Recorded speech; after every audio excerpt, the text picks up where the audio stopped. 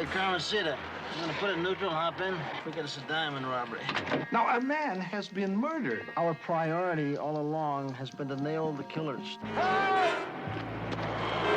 Police, stop! That for real? Honey, everything you see is for real. I don't have to fake nothing, big boy. Drop it!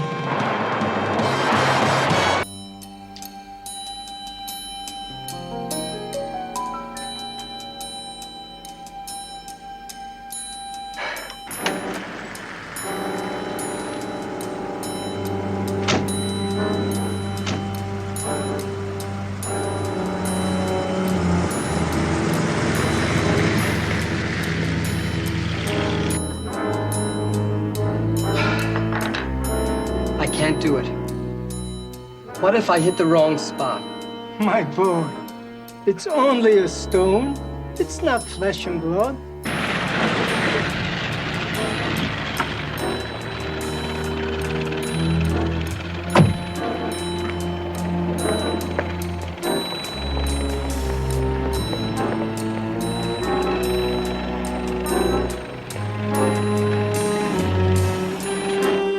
Nathan, if he can't do it. Relax, Julian. You'll live longer. I don't want to relax. I want to go home to my wife. I worked 30 years to become a boss, so I could go home when I wanted to go home.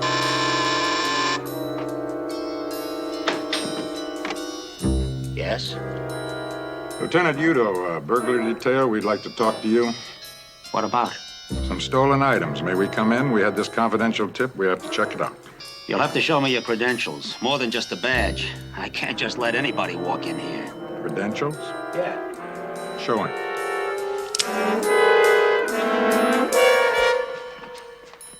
Now we want to see some stone, some nice uncut stone. Well, we're not expecting a shipment of stones until the day after tomorrow. It's been a little slow, and... The stones, where are they? Julian, I wonder... Go in the back, Nathan, please. You!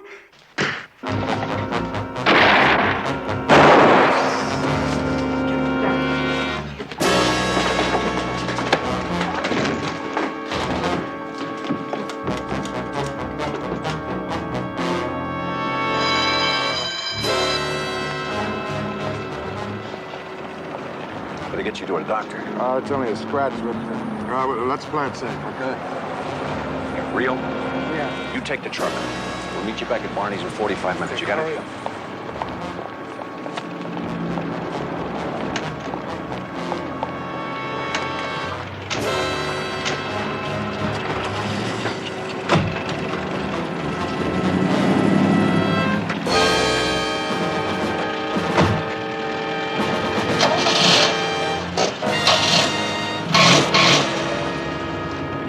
Let's see what's up.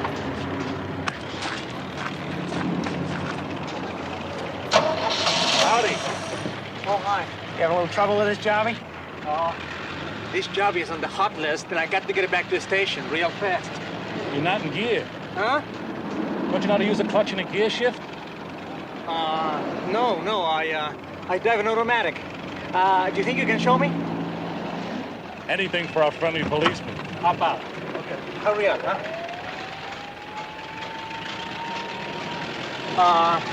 Listen, I think I better check in and see what's up.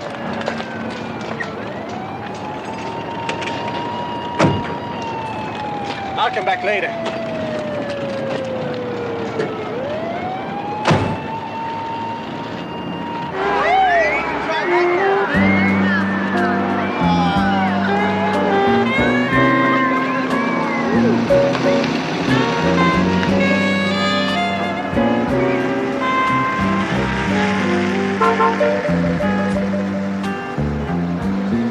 Hey, Carmen, see that. I'm gonna put it in neutral, hop in. What's up? Forget it's a diamond robbery. Anyone hurt? Yeah, one guy was killed. Why'd they call us in? Well, the gang impersonated police officers. I guess the chief figured this gave us something in common.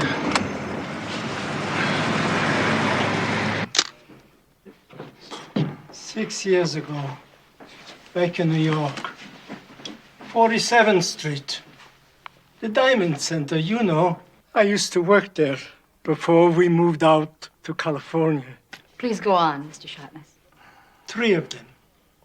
Just like today. The boss lets them in because they act like cops. And I still can't believe it. What's that, sir? One of them. I saw him again today. The one who shot Julian. The same one who murdered one of the men back in New York 6 years ago. Mr. Sharpness, you feel like making a trip down to headquarters, looking at some pictures with us? Can I make a phone call first to my daughter? Absolutely. Yeah. Thank you.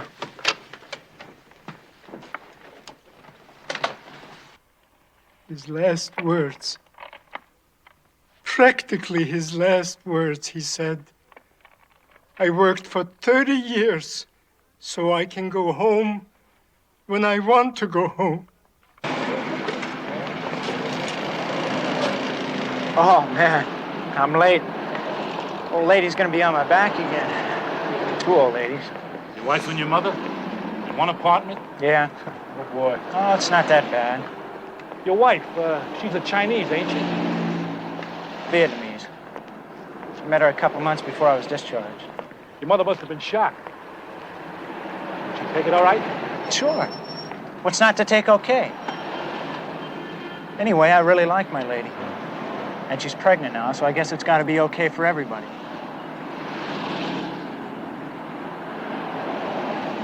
That guy seemed peculiar to you. What guy? The cop who was sweating. The cop who was carrying the box. Oh, yeah. We put the box in the back of the truck. Then he gets in the truck, and the cop can't even work the gear shift. Yeah, you know, that really was weird. Let's see what he put in there.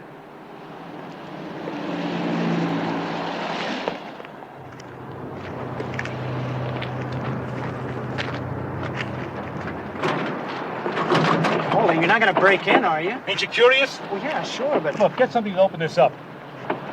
Come on, either help me or get lost, will ya? I don't need a spectator watching me.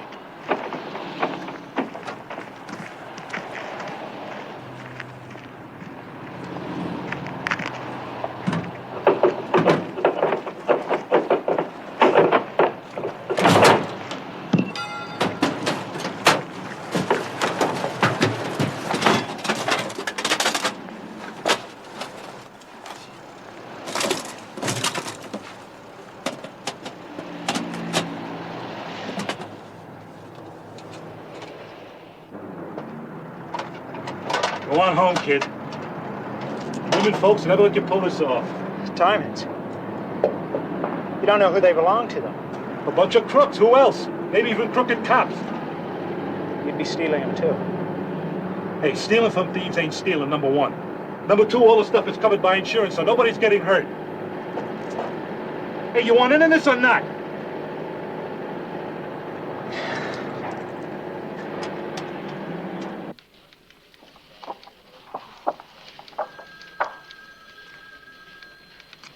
Wait. There's another one. Kurt Ulrich, alias Lieutenant Udo. Let's see that.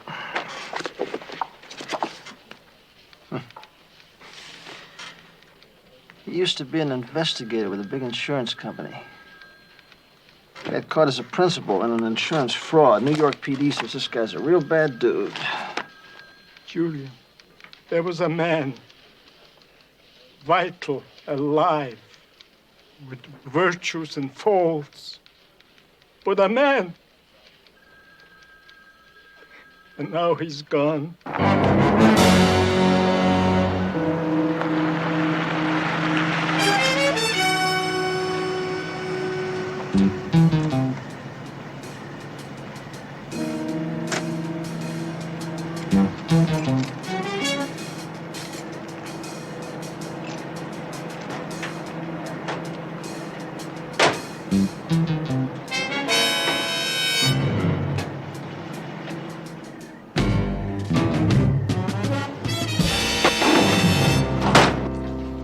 We saved you some dim sum. Dig in.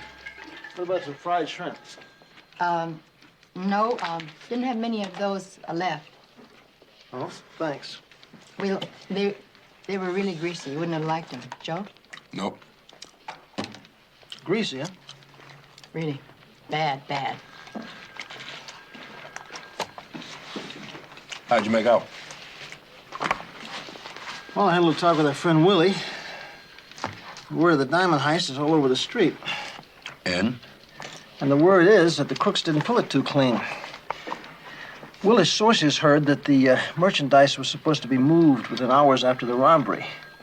There were a few hot fences all over town just waiting to move in on it. Only the crooks couldn't deliver. You mean they didn't deliver? No, I mean, obviously couldn't deliver for some reason. Any theories? One, that they lost the merchandise. Lost the merchandise. Come on, William. Lost the merchandise or left it somewhere? Like where? Like in the area. Maybe they were afraid to move it with all the black and whites rolling in. It's a possibility. So chances are, if all this tracks, they'd be back to get it. It's a long shot. It's worth setting up a surveillance on it. You want a fortune cookie? Shrimp was greasy, huh? Slipped right through my fingers. You wouldn't have liked it at all. Police estimated the value of the stolen diamonds as well over $1 million. Thus far, no arrests have been made, but a police spokesman said they have 2 excellent leads. What's the matter with you? I want to get the basketball scores. He's tired. Not getting enough sleep is his problem. Mom, we're moving out. I've been looking for a house. Where'd you get that much money all of a sudden? I bet on a long shot. Now she gets a house. I gotta see it to believe it. You want to know something? You're gonna see it.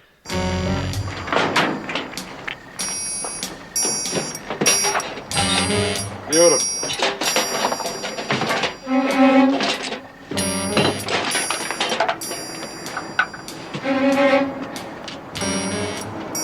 Amateurs, that's good news anyway. Yeah. Wouldn't have happened if he knew how to drive. Now listen, you. I never said I was a truck driver. And it all happened because Ulrich here got shot. And you big shot, you are the one who panicked, killing a man. Now you promised me there wasn't going to be any of his Billy the Kid stuff, right? Listen, you little punk. Now you moron, don't you call me a punk. Got it.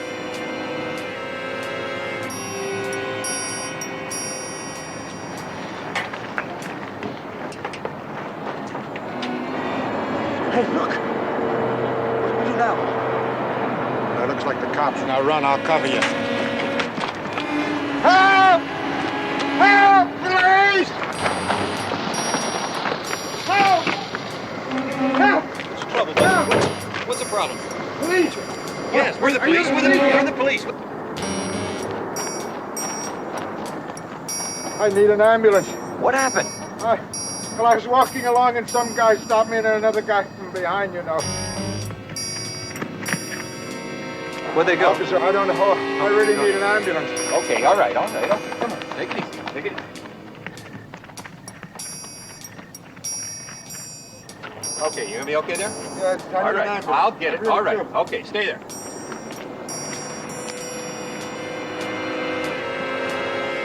Okay, fella, call the ambulance. They'll be here in a second. Police, stop.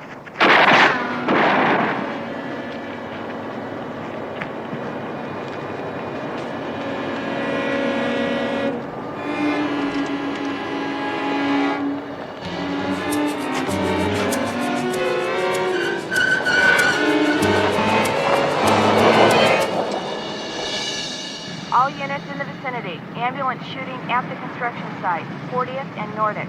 Officer involved.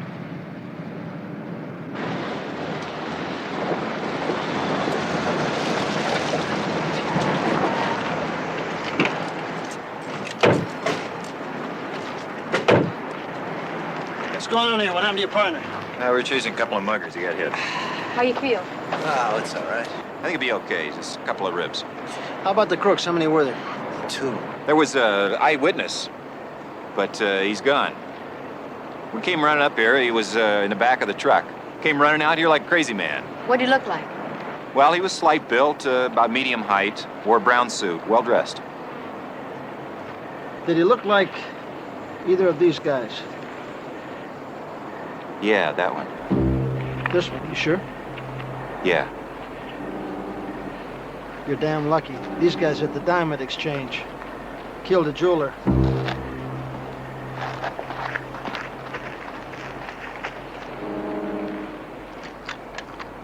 Hey, Pat, flash your light down here, will you? This must be the place. Yeah. Hey, Bill. Bill!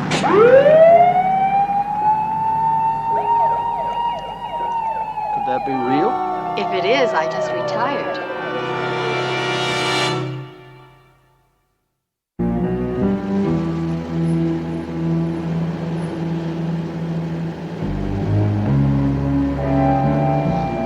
Well, here's what we got so far. A murder, coupled with $1 million worth of missing stones. 2 suspects ID'd. And we gotta figure that some jerk or jerks who stumbled in off the street just ripped off the stones. Look, you think it could be some of the guys over at the construction site across the street? Very easily could be, yeah. I got Pep checking on that right now. Tell you, whoever it is, they're gonna do a lot more stumbling before they get up and walk. And if these guys ever catch up with them, they're gonna be in a world full of hurt. So, what's the plan? What do we do? Wait till somebody buys a new TV or a new car or quits their job? What? I wish we had that kind of time. I just phoned the foreman, brought you some carrot cake. They all showed up at work this morning. They did show up. Whoever took those rocks shouldn't be dumb enough to quit the next day. Joe, if they weren't dumb, they'd have kept their hands to themselves in the first place. Don't worry, these guys are gonna make mistakes. So how do we get next to them? Well, you can't go in as workers. They'd be wise to anybody new coming in. Well, somehow or other, Pep, I don't visualize you with a big jackhammer in your hands. Can you visualize her with a money changer on her hip? I don't get it. I was thinking of the coffee queen. Who's she? He. Runs a fleet of catering trucks. Takes bets on the side. Last time I caught him, I was on another case. I didn't have time to run him in. He still owes me one for that. He operate a truck near the construction? If he doesn't, he will. What do you want with one of my trucks? Is this some kind of a shakedown? What's going on here? We just want to do a little moonlighting. So just relax, will you? Will you take it easy, CJ? Relax. Easy. What experience you two got? I got a reputation to keep up. You give lousy service, who gets hurt? Me. Would you look at that figure? Now, she's going to sell more hamburgers and French fries than all the rest of your rejects put together. Trust me. No way. You know what I just thought about? The last time we saw each other. I think I still have some of your old markers in my desk drawer. Would you remind me when we get back to the office to check that out? Yes. Uh-huh. Okay. Just don't skim too much off the top. Now, that's what I like about you, CJ. The eternal pessimist. Let's go pick out a truck. Any customers run up any big debts lately? On coffee and donuts? Oh, come on, man. You gonna tell us you don't still take bets? All these years we've been acquaintances, now you want to cut. Look, I'm not interested in your nickels and your dimes, CJ. We're investigating a murder. It happened on 40th Street, near the construction site there. Oh, yeah, that one. Well, there was one guy that I had to turn his paper over to the collection agency, and the boys let him know the way he's falling behind on his payments. He's soon going to have a lot of wire to hold his jaw together. But I think he took off the pressure by promising him some payment pretty soon. What's his name? Strabo, big guy, scar on his cheek. Drinks a little too much. If I was you, I'd stay away from him unless you had a baseball bat and 2 guys holding his arms. CJ, if you ever again throw a man to the collection agency, I personally am going to bust you myself. Okay, I can take a hint. That's not a hint, believe me. Where's that truck?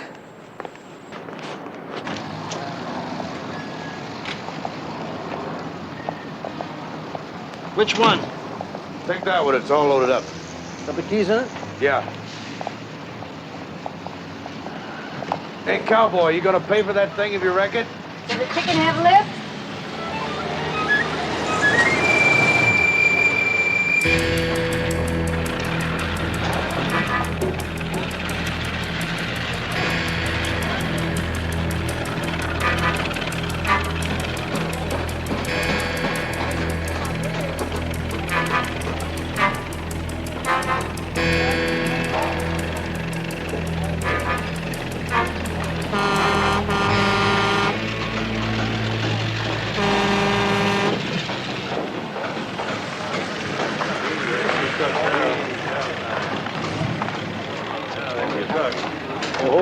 Hi, fellas. Well, don't everybody crowd around at once. Come on. Get You a the new order. coffee, Queen? Yeah. I just got crowned. My name's Knut. It's yours. If you're the queen, baby, then I'm the king. Oh, yeah. How about him? You in the same kind of business as those other Coffee Queen trucks? Take bets? Huh. Honey, only on marriage. 4-time loser. But I say, hang in there. That's my motto. Thanks, pal. Is that your old man up there in the truck? Him? That's Mr. Chester. Thank you, pal. Mr. Chester DeBono, my assistant. He'll do till the real thing comes along, if there's any left. Why don't you tell him what you want? Okay. Hi there, Tiger. Hi. Don't you want anything from the Coffee Queen? My buddy's getting me a soda. Oh. Well, we make real good... Thank you, pal. We make real good sandwiches. Well, thanks. My wife made my lunch for me. Wouldn't you know, all the interesting ones are married. Thank you, ma'am. I bet she's real pretty. And you got real pretty kids, too. Yeah, she is. They aren't. I mean, we don't have any yet. She's expecting now. Hey, come on, everybody, drink up. The next one's on me. Come on, come on. Hey, Bob, give everybody a drink. Come on, Bob, let's have some whiskey over here. We got some Come on, lovely and drink. Everybody's not up. Everybody in the place. You guys. All right. Thanks, man. You got it, baby. You got it. You got it. Hey, everybody. Big spender. Guide's buying all the drink. Oh, name's Strabo. You always so generous? I don't know how you can afford to be. Maybe you robbed a bank or something. Is that what you think? What time is the next coffee break? That's 3 o'clock, I think, isn't it? Yeah, please. Sure looks pretty good in that old uniform, doesn't he? Well, thank you very kindly. When I put it on this morning, Harriet started to return all the new dresses she bought. Thought I had a reduction in pay. Listen, why don't you just follow us in when we go back? Will do. That's the old bait, huh? Yeah, it looks great, doesn't it?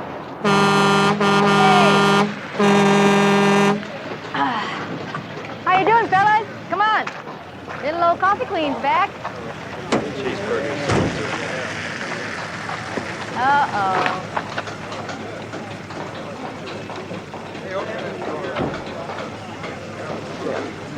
Hey, here you go. Yeah, there you go. Who else asked for the coffee? Hey, lady, you're new here, aren't you? Yeah? Let me see your Board of Health certificate. Well, I got me a temporary. I didn't bring it with me. Hey, Chief. That lady's a public utility. You can't shake down a public utility.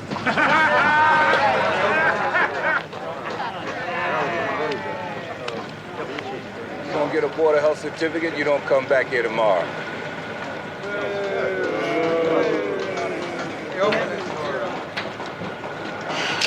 Rotten fuzz. What's he bugging me for?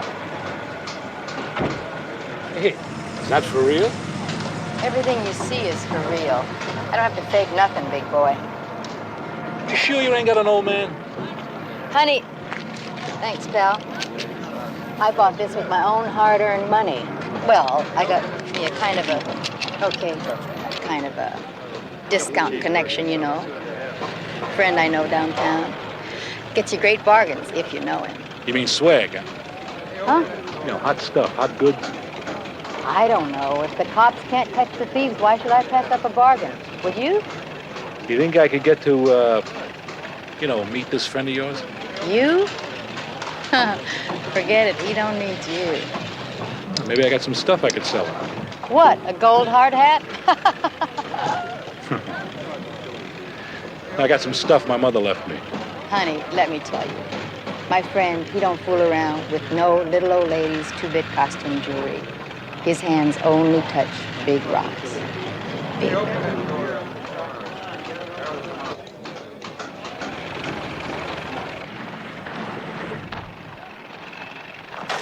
little friend there, the way you think it's so sweet. Yeah? I got a strong feeling he's in on this thing. What do you mean? Well, he's obviously a close friend of Straybo's. So Pete tailed him at noon. Heard he's been asking questions about real estate. Yeah, he wants to buy a new house. And I don't mean the small economy model.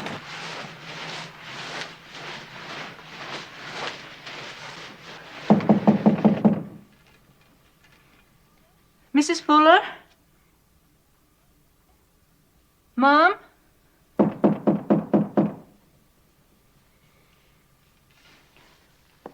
Good morning, ma'am. We're making a survey of this neighborhood. I'm sorry, I wonder if you or your husband have recently considered buying a new car or a major appliance. Who is it? I don't know. What are you selling? Nothing, ma'am. I merely wondered if the lady here... Why don't you go and bother somebody else, huh? How many times have I got to tell you, don't open the door?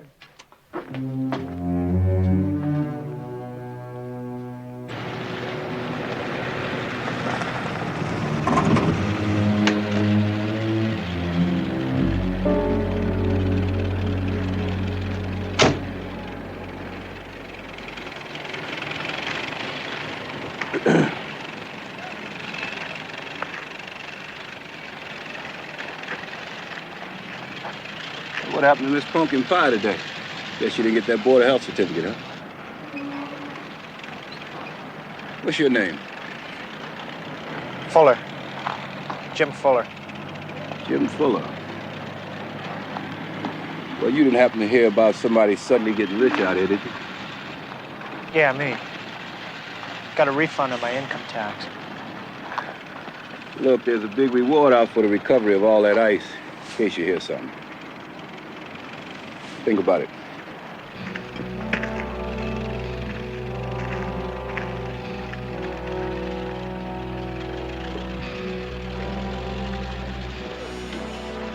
What was he pushing? Tips on the stock market? I want to know if I noticed anybody who suddenly got rich around here. Just keep your eyes open and your mouth shut. You got nothing to worry about. It's easy for you to say. What do you mean by that? I mean, if I get busted, what happens to my wife? Well, the way I hear she looks, she ain't gonna have any trouble. One word about me to anybody. And your lady's gonna need a lot of life insurance.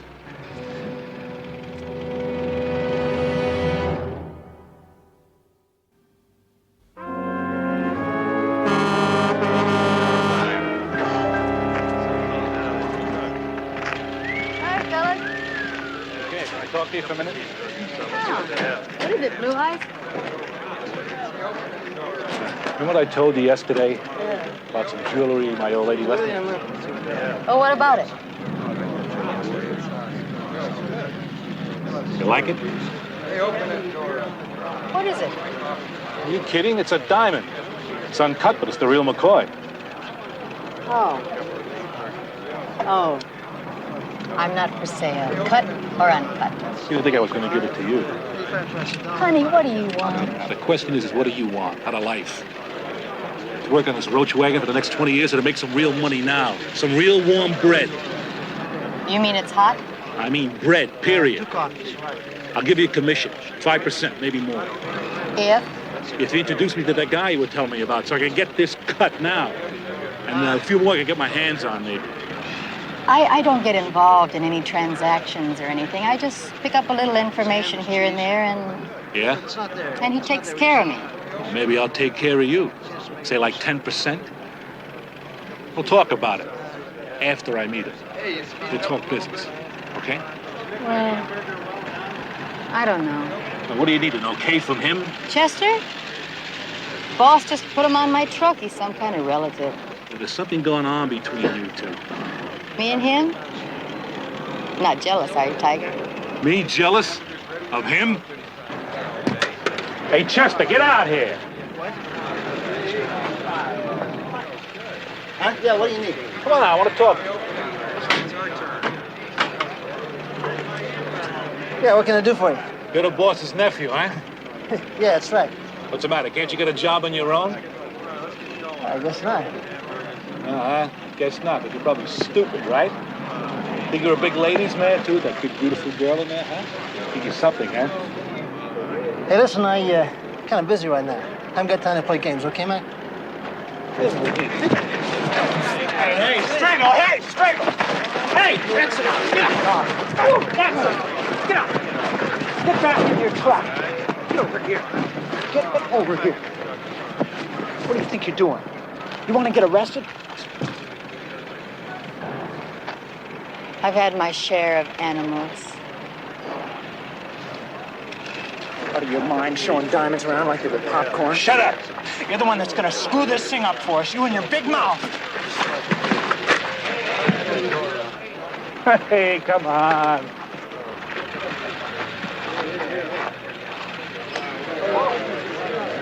You okay? Yeah, considering I just got attacked by a cyclone.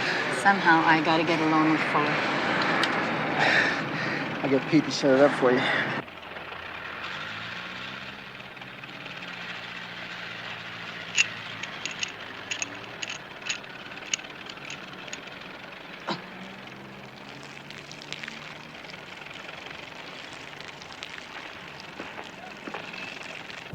The one I talked to yesterday's a real gorilla. The only way you're gonna get anything out of him is to kill him. Yeah, but the other one, the young one, looks real easy to me. Not easy, but approachable. He's got a beautiful little Oriental wife, a doll of a wife, and she's pregnant. Mm-hmm. A pregnant doll. I love Oriental porcelain. Exquisite and extremely fragile.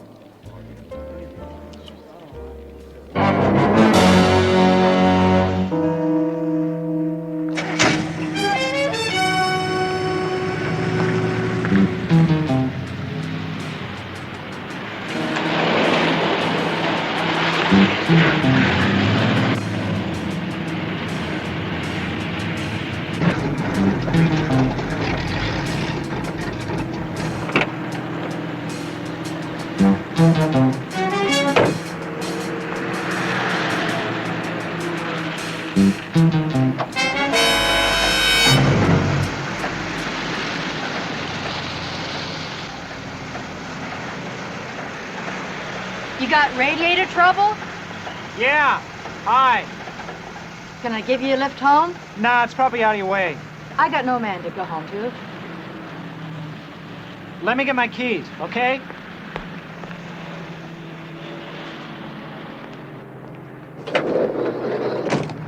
You sound sad. Hey, come on. Do I look sad? You know when you smile, you look saddest of all. Boy, you sure understand women. Your wife's a very lucky girl. Yeah. I wish somebody would tell that to my mom. All three of us live together. You and your mother and your wife all in the same house? A one-bedroom apartment. Belongs to my mom. You know, when I try and be alone with my wife, it's like both of us are illegal aliens. That sounds awful. Was it your mother's idea that you move in? Not really. Well, I mean, she suggested it. And it seemed like the right time to say okay. I was just back from Nam with my wife, and my mom meant well. She knew I didn't have any money, and she knew it was going to take me a while to get my union card. Honey, the world is full of people who mean well. Seems to me you should be moving out pretty soon. I am. Soon. I got lucky last week. Yeah? My wife doesn't even know yet, but I made a down payment on a fantastic place in Rolling Hills. Woo! That must have been some jackpot. Yeah. Well, I better get you home fast.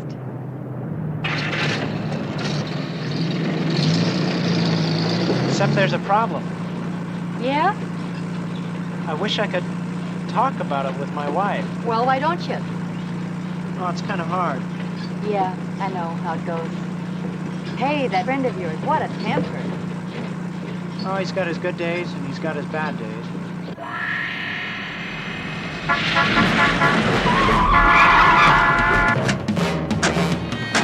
what the heck? All I took in was $30 the whole day. You want that?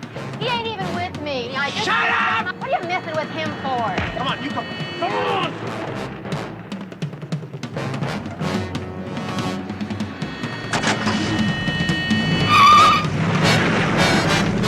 Yellow pickup truck. I didn't get the license. Sorry. I guess I blew it. We're not far behind them. We'll see if we can make them. And you better take care of that head of yours. I didn't finish with Jimmy Fuller. Roger.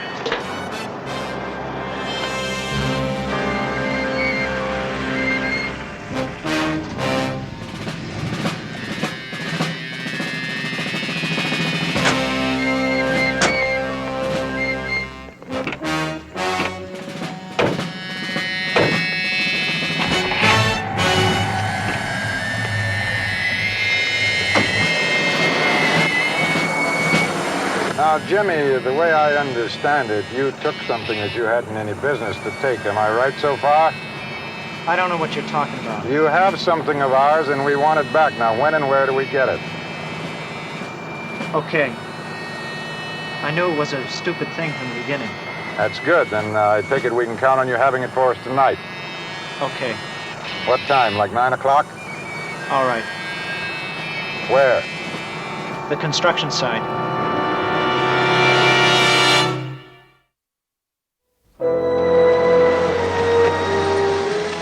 You have the uniform, Rio? Yeah, right here.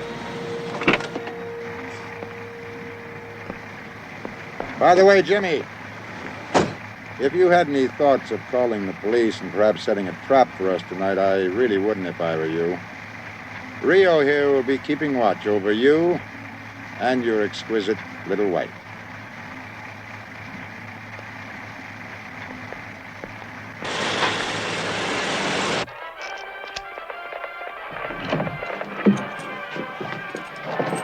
Hi, Mom. Jimmy. Mom, I'd like you to meet a friend of mine, Mr. Smith. Yeah, he's an old Army buddy, and we've got some business to talk about. Yeah. Where's mine? In the kitchen, making a stew.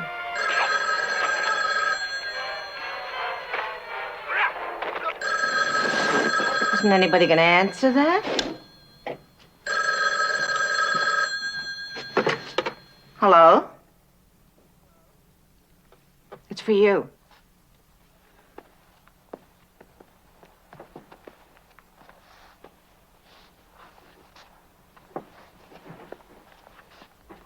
Yeah. Hello, Jimmy. It's Kenneth. Oh, yeah, hi. You okay? Yeah, things are just great. Listen, Jimmy, those men you knew, didn't you? What did they want, Jimmy? Jimmy? I think we got a bad connection, but I can hear you, so go on. If you're into loan sharks and they're squeezing you, I have a few $100s I could lend you. I want you to know that. No, thanks, I'm nothing like that. You want to get together and talk about it someplace? Yeah, sure, I'd like that. I really would. But I got a guest here, a friend, and my wife's in the kitchen right now cooking dinner. All right, Jimmy. But if you need any help, I even know a few cops that are practically human, okay? Okay. You know, you seem more concerned with protecting these amateur thieves than recovering $1 million in stones and solving a homicide.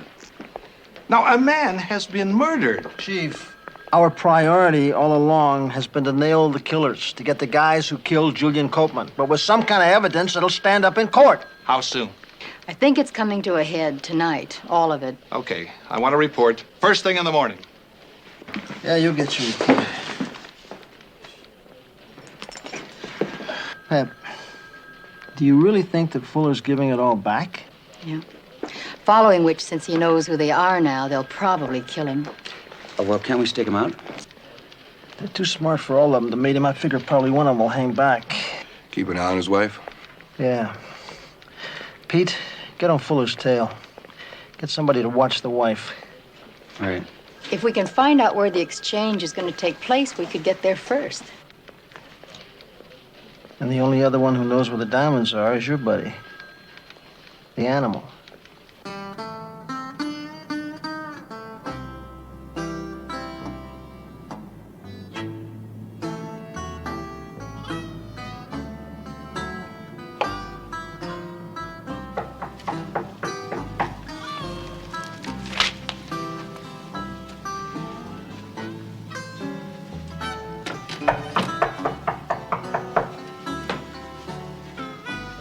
Who is it? Your coffee queen. Kenneth?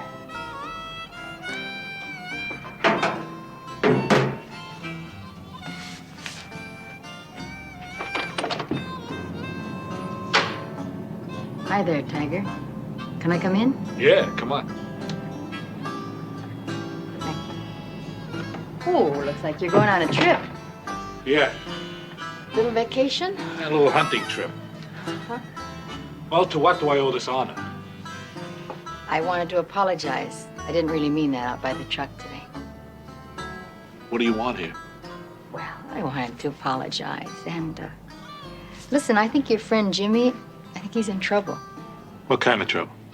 I don't know. His car broke down, see, and I offered to drive him home. He seemed really nervous about something. I don't know, gamblers, loan sharks. I've known a few, but these guys stopped my truck, took Jimmy. I just phoned him. He's all right. Said after tonight, everything's gonna be okay. How'd you know I lived here? I talked nice to the foreman. What else do you know? Maybe I got this all backwards, but it sounded to me like he's about to lose his life savings. I don't know what it's all about, but I just thought, well, I mean, since you're his buddy and everything, he sounded so desperate. Thought maybe you might want to help him out in some way. Did he say what time he was going to meet these guys? No, I think he just said tonight. Guess I still got time to get there first. Get where? Look, I'll be back as soon as I can, right? Now, if you want, you could stay here. We could get together with that guy you mentioned. Deals in, pins and stuff. Okay. And maybe we'll have a little business for him tonight. And like I said, baby, I'll do right by you. Right? Now stay here and don't answer the phone. What do you need that thing for? The night's full of desperate characters, baby. And I'm one of them.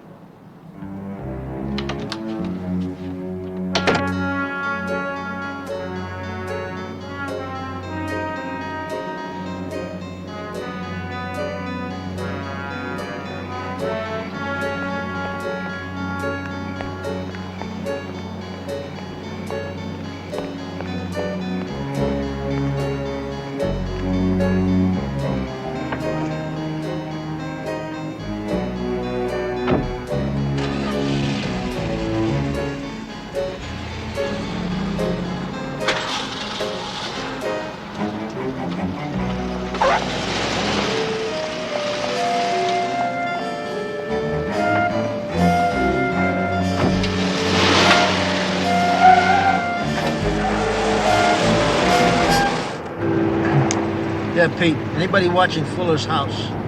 No, but 54 said when Over came out, he was alone. The Latin's still with him. Forewarned is forearmed.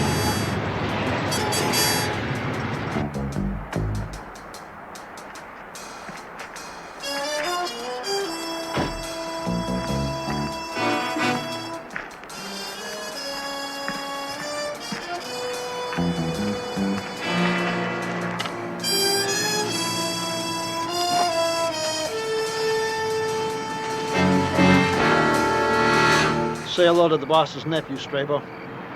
Oh, man. I'm a cop, and you're under arrest. Cuff him, Joe. Right. Get your hand off the gun. Take your hand off the gun. Come on, come on. There we are. Come on, big boy. Over this way.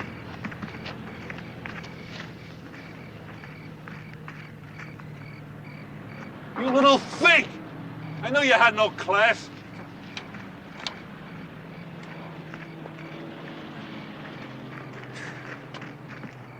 Lower it down, though. Thank you, Sergeant. Anytime, Sergeant. Here's your $1 million. I want you to get him out of here before the professionals show up.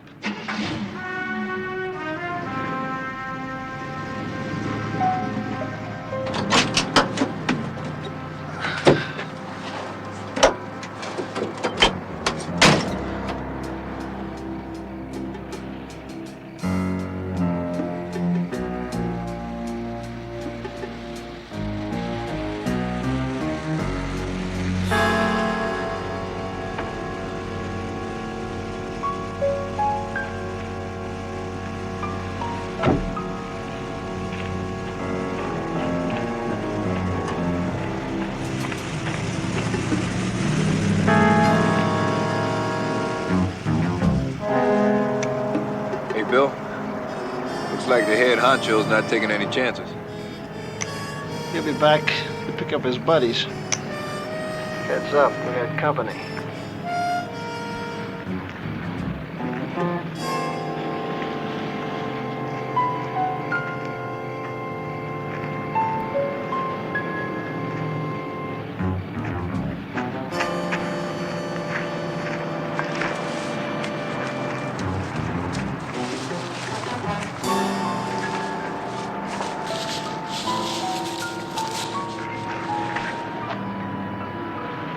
It's not there. You think this is some kind of amateur night we're playing? Police, freeze!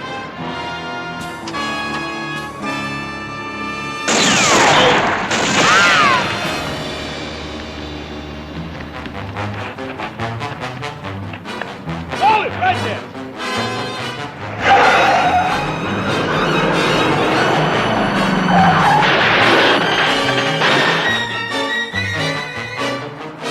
All right, get out of the car.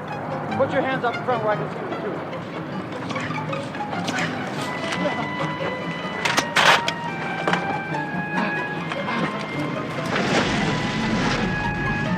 Hold it! Hold it! Freeze!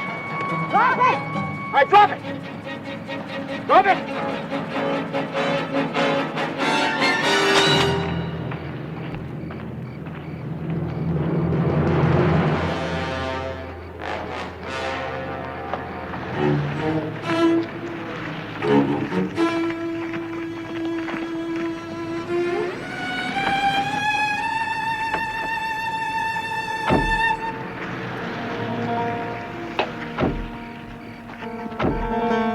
You're a cop.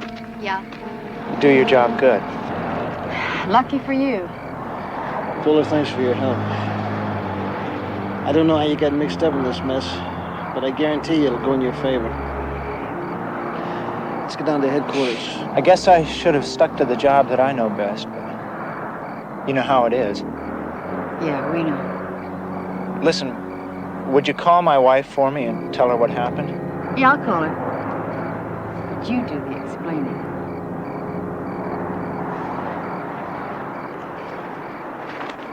Well, I'm not sure. No, I don't know. Oh, hold on. Here he comes now. Listen. Get off the phone. I want you to help me with my speech to the recruits. I got CJ on the line. Oh, you're lucky. He wants to know what you did to those ham and cheese sandwiches. What I did to the ham and cheese sandwiches. Yeah, he said sales went up 75% when you made them. Tell him instead of American cheese, I used Italian mozzarella. Mozzarella? Yeah, you know, it's made from buffalo milk. CJ, did you ever milk a buffalo?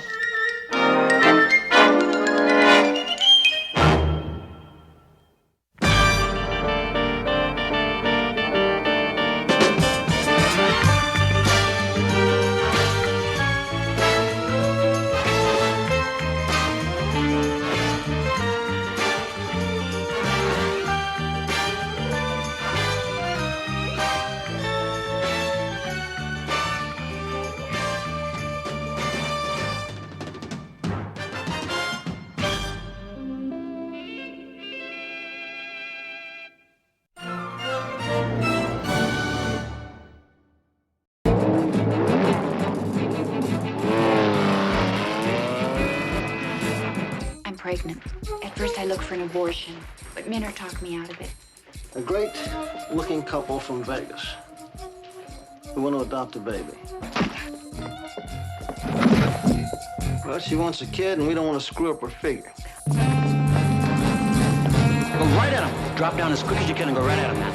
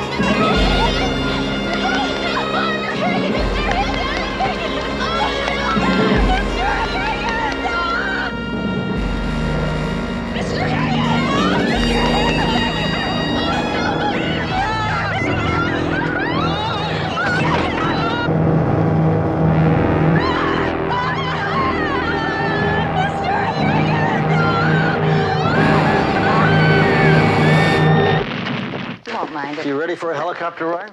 Oh, you're taking me to the desert for a long weekend? No, it's more like the mountains. A small plane went down about an hour ago near Lambria. Drugs? Baby peddling. Maybe. Huh? Probably. You want to lay that on me again? Well, there were 3 women aboard and a pilot. They're all dead. The whole area is strewn with baby clothes, and yet the women aren't visibly pregnant, and they couldn't find any babies. I just talked to the DA's office, Schreiner. Oh, I've switched him off TV a couple of times. Yeah, well, he and the department have been looking into this baby thing for a long time. He wants... Headlines.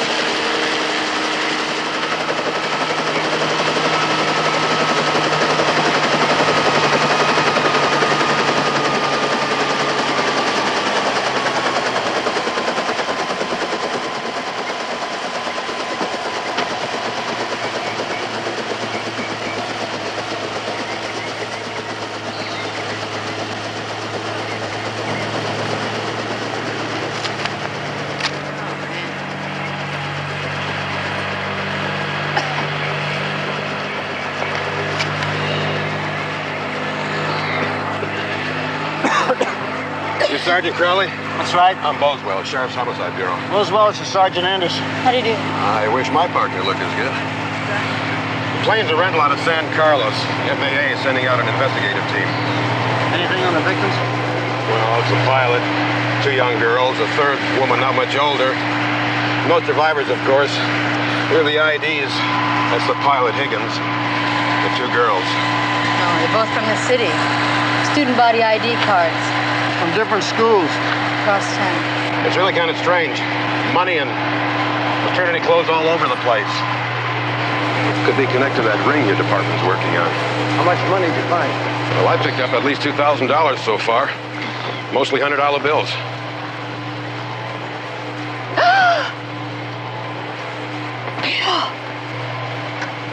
It's Valerie. God.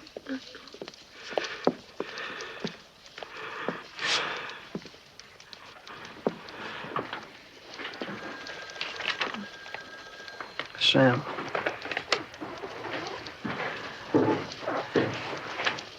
Can you talk about it, Sam? Yeah. There were 2 other girls on the plane with Valerie. Their names were Tammy Dean and Marilyn Johansson. Do you recognize them at all? No. You see, we think... What? Well, we think maybe they may have been involved in a baby selling ring. What are you talking about? What baby selling ring?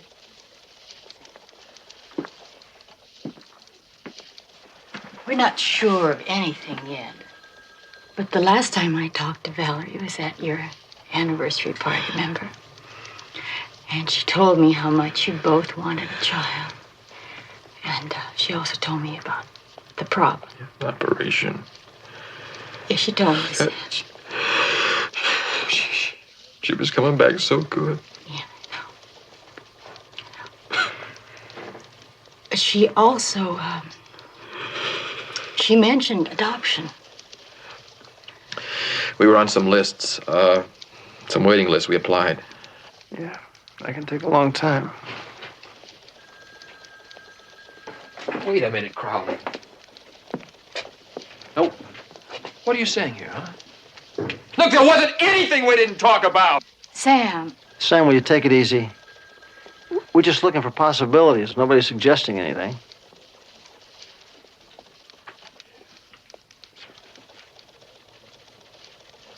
Do you know why Valerie was on that plane? No. She said she had the day off. She was going to go visit some friends. Drive.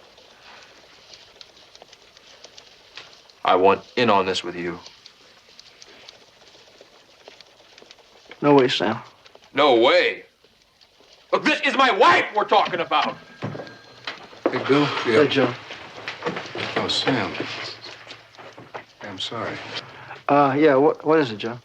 Civil Aeronautics people upstairs in the chief's office. He wants to see you up there. Okay, tell him I'll be up as soon as possible. Well, he'd like to see you up there now.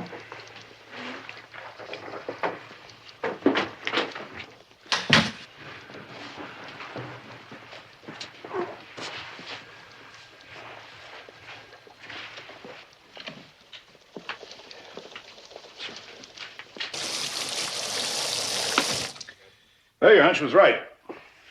Both of those girls had just given birth. Now, the Doran woman was Yeah, we know about the hysterectomy. Listen, Doc, both girls have given birth how recently? within 48 hours. Really? What about the pilot? His liver was pickled. He was much more than just a social drinker, so the alcohol content isn't at all unusual in his type. But the traces of chlorohydrate are. The pilot was drugged? Mickey Finn.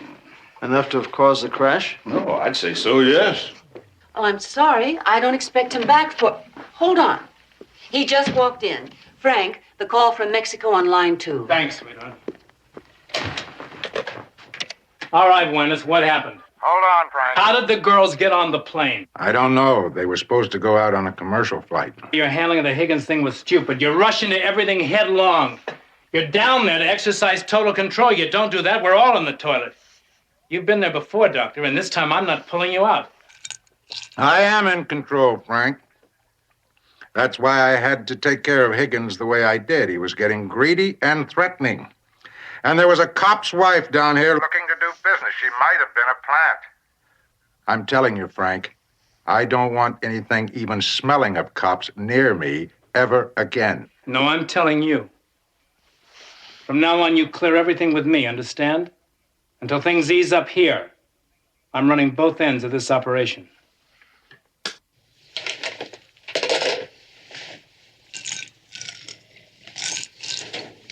I need another.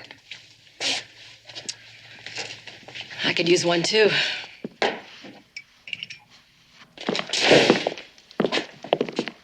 Hey, Sam. Sam? Sam, what are you doing here?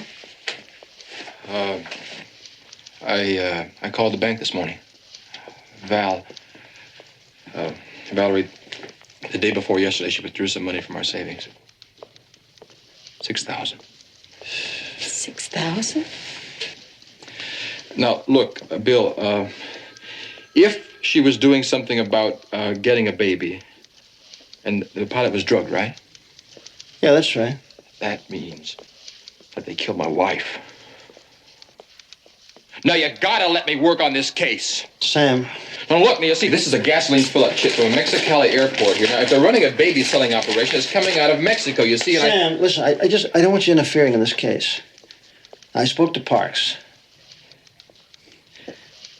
I'm sorry, Sam, but look, as of this morning, you're relieved of all duties, and I want you to take 2 weeks off. You really should take a rest, Sam. How in the hell? Tell me.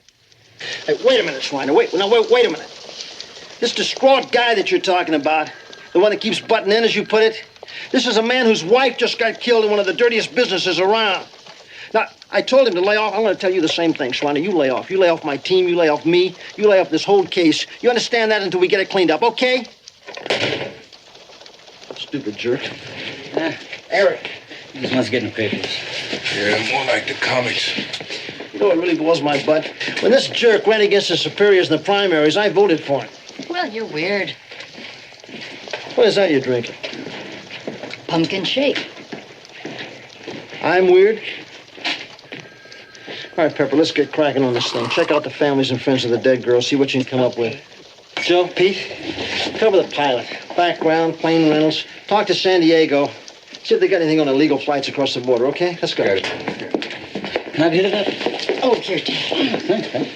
Got a meeting upstairs, and I'm going to go to City College and talk to the people that Valerie worked with. Okay. Joe? Yeah? Sam needs you. Okay, I'll talk to him. Hello, Sam. Cindy?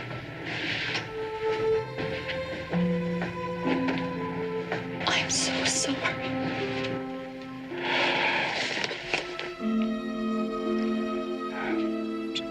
Cindy, do you know why she was on that plane? Did she tell you anything about it at all?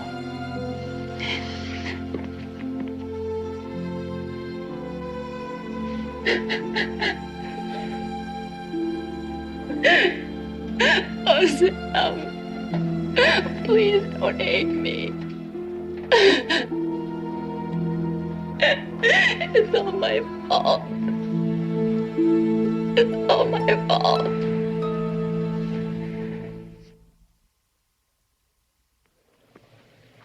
Look, now whatever happened, I need your help. Please. Now, was she buying a baby? Sam, she never told you. What? How miserable she was after the operation. She wanted to give you a child so badly. But to buy one? Oh, God, she was only going down there to look. Then come back and tell you about it. She took money out of the bank. Sam, these people don't even talk to you without seeing money up front. Who are these people? How'd you find out about them? I introduced her to this guy, Howard Minter.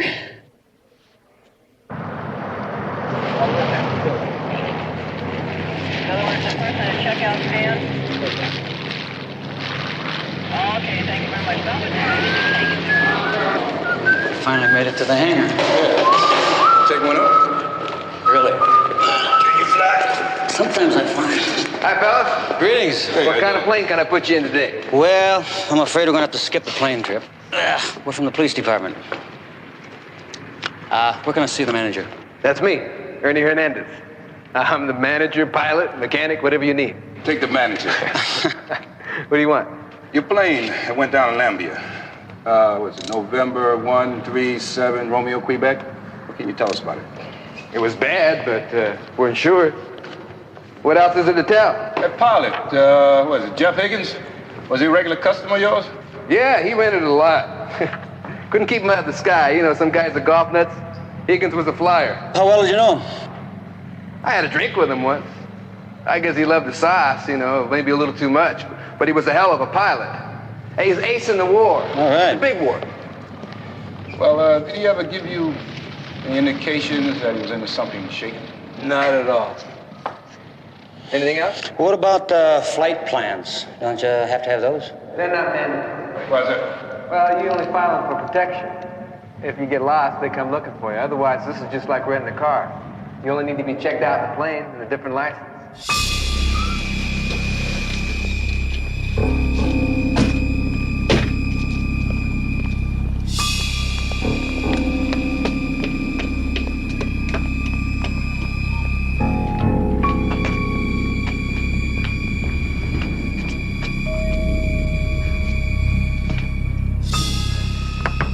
Howard? Howard! I'll get it.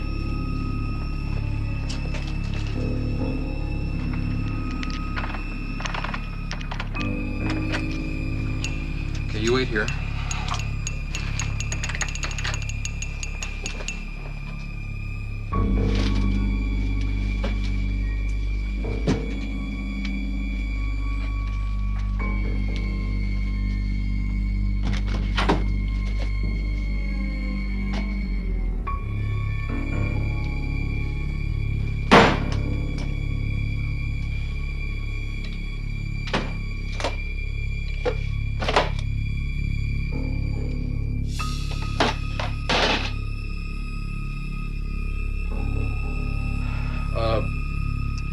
Look, why don't you go, okay? And I'll wait here for you.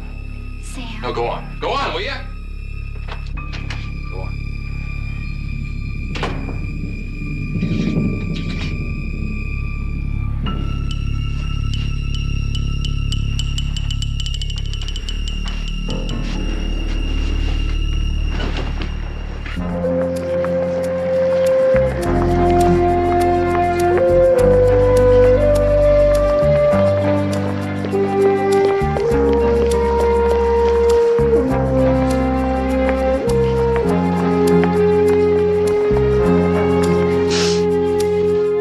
She needed the money for school.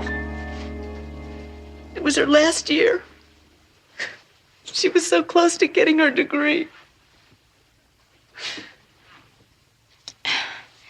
What about Tammy's parents, Janet? She didn't have any. She didn't have anyone. That's probably why she got pregnant. And then she went to Mexico to have her baby. Then to sell it. And now she's dead.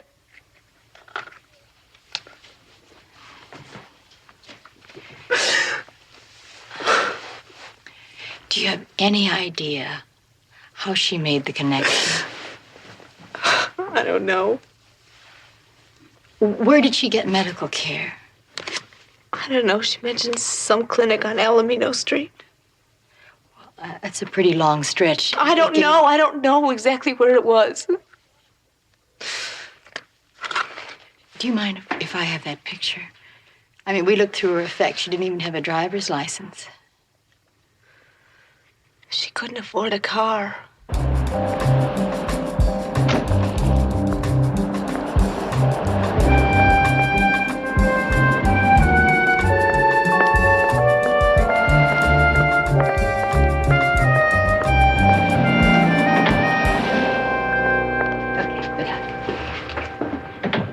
May I help you? Yes, I'm with the police department. I'm Sergeant Anderson. I'd like to see the medical records of a girl who might have been a patient here recently. Yes, certainly. What's her name? Her last name is Dean, Tammy Dean. She was killed the day before yesterday in a plane crash with 3 other people. Oh, yes, I read about that. I don't recognize the name. Of course, there were a few who used, aliases. Yeah. Would this help? This is her picture. Well, Sergeant, I'm head nurse here, and I know all of the girls, and I've never seen this one before. How about this one, Marilyn Johansson? Is she the other girl in the crash? Yes. I know I'm no help to you at all, but she's never been here either. I'm sure you've tried other clinics in the area. A couple so far. I don't know what to say, except that if I get some information from some of the girls or friends of mine at the other clinics, I'll certainly let you know. Oh. I will. May I have your card? Yes, of course. That'll be a big help. It's no trouble, believe me. Thank you. You're welcome. Jeannie?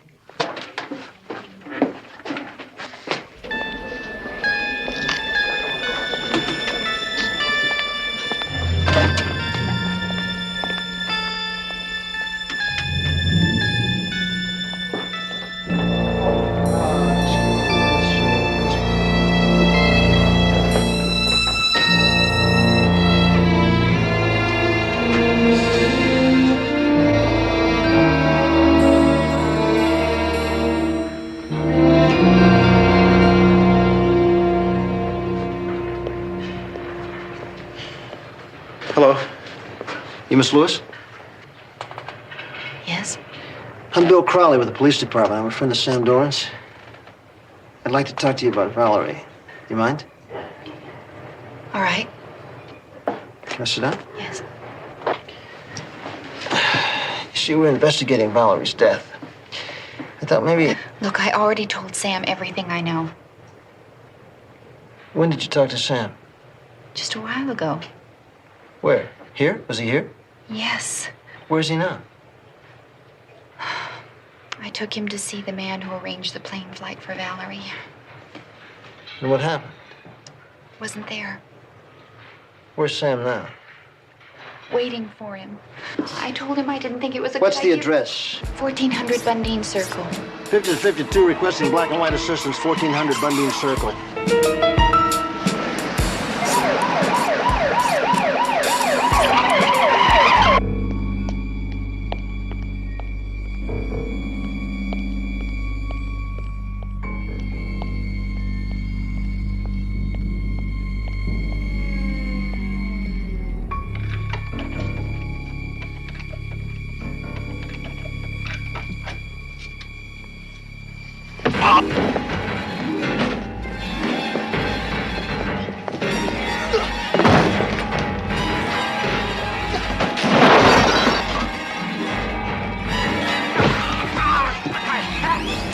You got two choices, Minter. Okay, either you take me to the head peddler or you can take your last breath. Look, I said it! Now you gonna take me to your scum friends? I don't know what you're talking about. Like I'm gonna kill the cop. I am the cop. Now what is it gonna be?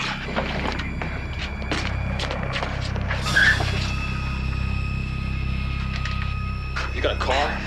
It's out back. Let's move it. Hey, guys.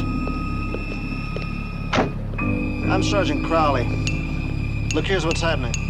We may have a little trouble in 328. Do me a favor, take the rear here, but if anybody comes out, hold them. Don't shoot anybody. I don't want anybody hurt.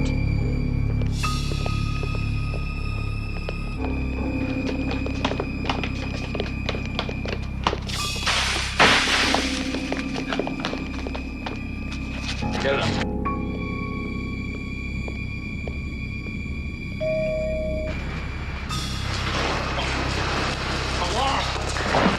Come on, out you drive. Sam?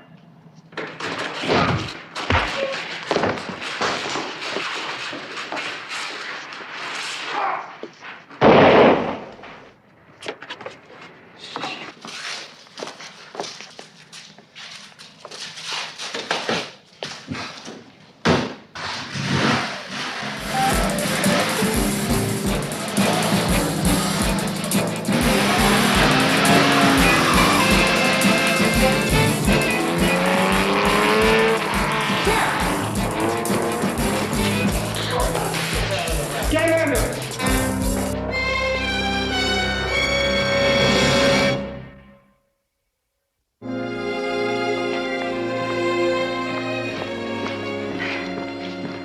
How's Sam? He's fighting hard. Well, I'm sorry. This is Sergeant Pepper Anderson, Cindy Lewis. Yes, hi, we met at Val's that time. This is so crazy. Minter said he was helping people, not hurting anyone. Cindy, how did you get involved in all this? I'm pregnant. He's married. At first I looked for an abortion, but Minter talked me out of it. He said he could help me and other people. How? He said he knew this agency that could place the baby, give me free medical care, a trip to Mexico. They'd pay all the expenses, and they'd pay me $1,200, which, like most everybody else, I can use. I mean, I know that's a crass way of putting it, but This agency, what's it called? Lifeline. Lifeline? What do you know about them?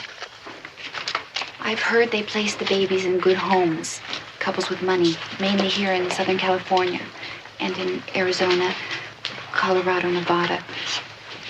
They'll even fly babies anywhere.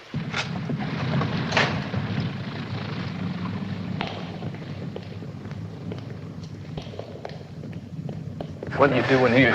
Anybody see you come in? No, listen. I need help. I gotta get out of here. I just shot a cop. You what? Are you crazy, man? The heat's crawling all over the place because of the crash. Look, you gotta get me out of town. Yeah, I sure do. Come on. You must appreciate the delicacy of the situation, Phil. We offer a very special kind of service with extremely fragile merchandise. And in the current market conditions, prices bottom out at $10,000. And that's rock bottom. When were you thinking? Excuse me, Phil. Hernandez is on line 1. He says it's an emergency. What is it, Ernie? Yeah, boss, it's Minery. He killed a cop. Where is he now? He's in the storeroom. He wants to get out of town. Okay. Fine.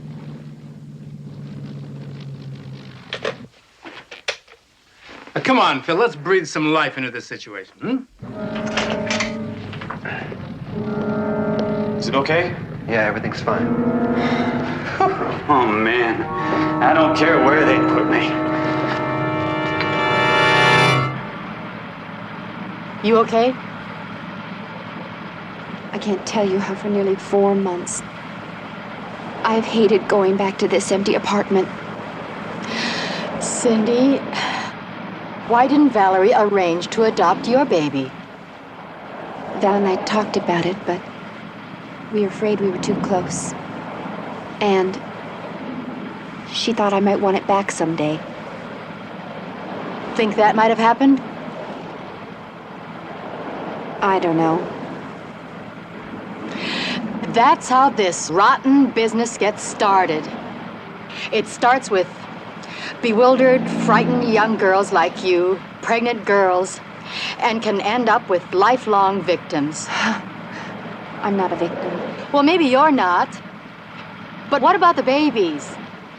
What about all the babies who can't protect themselves? They're bought and sold, sometimes with less care than livestock. Let's face it, Cindy, the bottom line is it's no different from slavery.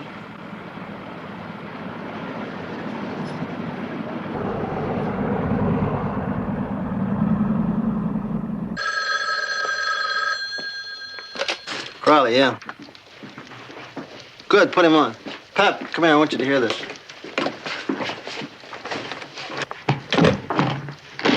Buenas noches, Sergeant Crowley. Lieutenant Garcia here. I have some of the information that you wished. Fine. Lieutenant, listen, I put you on the speakerphone because I got Sergeant Anderson here. She's listening in. She's working on the case with us. Fine, fine. First, you were right. Higgins had several drinks at the airport bar before the flight. There were a few people there that could have placed the drug in his drinks. Second, one man recalls that Higgins was seated at the bar with a young woman when he was approached by 2 other American girls who asked him to take them along. You mean they just hitched a ride? Apparently. Their plane was delayed. And since Higgins knew them, he agreed. Anything else? There have been rumors about the sale of babies in this area. We will continue to investigate. Okay, Lieutenant. Thanks very much. We'll be looking forward to hearing from you. Nos hablamos. Hasta luego, Sergeant Crowley. Well, looks like we're going to have to build ourselves a bridge between here and Mexicali. Pepper. Now, picture this. A great-looking couple from Vegas who want to adopt a baby. Us. Us. Okay, so I'm a showgirl from Vegas and you're? I'm your very rich husband. Let's see. I own motels. Lots of them. Waterbeds? No, this is a class act. Okay, so how do we duke ourselves in? I'll contact Las Vegas PD, get a rundown on one of the agency's fly-by-night operations, get the background, and just try cold duke in. What about names? Names. I'm Tom Ralston. You're my wife, Melissa. Melissa? No, there was one in high school. She got away with football captain. How does Bernice grab you? Bernice? Well, when I was captain of the high school football team, Bernice used to grab Bernice. me. Okay. Bernice. Mr. Armitage's office? Mr. Who? Armitage. Oh, I must have dialed the wrong number. I wanted the... What is it, Tom? It's the Lifeline Agency, honey. The Lifeline Agency. Who's calling, please? Are you sure I have the right number? I'm Mrs. Ralston, Bernice Ralston, calling from Las Vegas. And are you sure I didn't dial the wrong? You have the right office, Miss Ralston. Oh, it's Mrs. Is there something that we can do for you? Yes, we're interested in getting a baby. I see. Tom and I hear that you are a placement outfit, agency, right? Mrs. Ralston, may I ask, by whom were you referred to us? The Helping Hand people here in Vegas. They say that you help out in situations like this, couples who are anxious to have a baby. Yes. We're unique in that we can avoid the usual complications and delays. Of course, we would have to meet with you and Mr. Ralston. No problem. You can send somebody here anytime you want to, and we'll be glad to talk to them. I'm afraid it has to be the other way around. We always interview our clients here. Tommy. Yeah, honey? They want us to go see them. Oh, why is that, honey? It's their policy, and they're not going to send a baby here. Well, you tell them I'll fly my plane down there and pick them up myself, honey.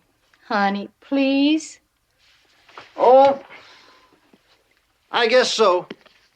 Tommy says wonderful. Good.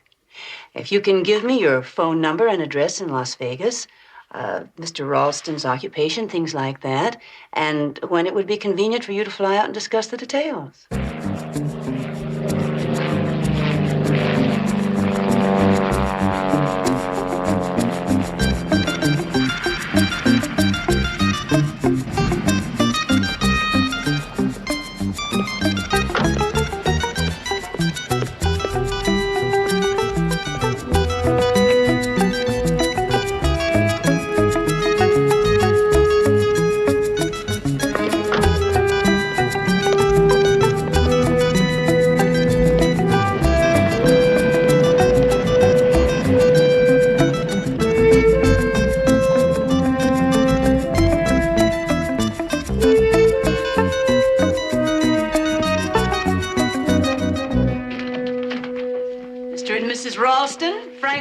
The head of our agency. Mr. Armitage, I'm Tom Ralston. Pleasure to meet you, Mr. Ralston. Pleasure's mine, sir. This here is Mrs. Ralston. A real pleasure. Thank you. Well, can I make you a drink? I can go for a little straight scotch. Well, please, make yourself comfortable. Honey, one for me, too? You sure, sweetheart? Yes. You know how you get? Better make that two. Better make hers on the rocks. Of course. How was your flight? Bumpy. Well, perhaps these will help. Let's see, that's one straight. There you go. And one on the rocks. You make a heck of a bartender there, Mr. Armitage. Thank you. Here's to the little mother. Oh, you're so sweet to me. Because you're so sweet to me. Well, how come you're not sweet to me like that, partner? You got a few things missing, buddy. Really? So, when do we get to see them? Where are they? The babies? Well, they're at a clinic some distance from here. And, of course, there are certain things that we'll have to attend to first, certain screening processes. There weren't supposed to be any complications. Well, I'm sure you can understand there are certain Mr. problems. Armitage. How much? Well, now, that, of course, depends upon your needs. Well, she wants a kid, and we don't want to screw up her figure. A boy. Oh, yeah, it's got to be a boy. And let me tell you something. It's got to be from good stock. No runts or rannies. You know what I mean? We're very careful. Uh-huh. How much? 30,000. Half in advance. Please, honey. Well, it better be a winner. I'm sure you'll be very pleased. Yeah. How soon can you put it together? I'll begin immediately. Meanwhile, I'll have you driven back to your hotel. Well, that was short and sweet. Thanks for the drink. My pleasure. Listen, do the best you can, all right? I gotta get back to Vegas. Of course. Come on, Bernie. Thank you. Thank you so much, Mr. Armitage. Bye. Thank you. Honey? Oh, sorry.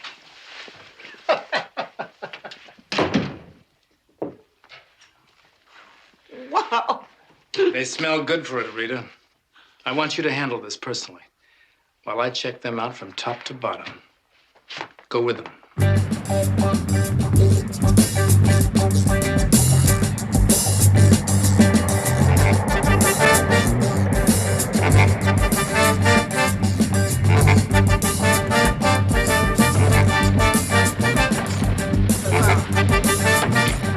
Thank you. There you go. Oh, here goes Red. Good morning. Hello. Morning. Morning. Great day for a flight, huh? Yeah, the weather's cleared up very well. It's like back home. Hi. Is that the plane we're flying in? That's the plane. Kind of small, isn't it, honey? Oh, it's a first-class airplane. Is that the regular plane you use all the time? That's the one. Yep. Did you bring the envelope, as they say? Yeah. It's right off the press. Brand new, fresh, crisp $100 bills. Very impressive. Yeah, well, I don't mess around. Neither do we. Miss Vaughn will go with you and make sure that your trip is both pleasant and rewarding. Have a pleasant flight. Okay, thanks very much. Oh, Ernie! Let's get this very good project off the ground. Shall we go? This is a regular plane you use, huh? We're lucky to have Ernie on this flight. He's from Baja California and knows the area thoroughly. Yes, but can he fly? Ah, they're coming after all. Who was that? Our chief nurse and two of our expectant mothers. They'll be traveling with us.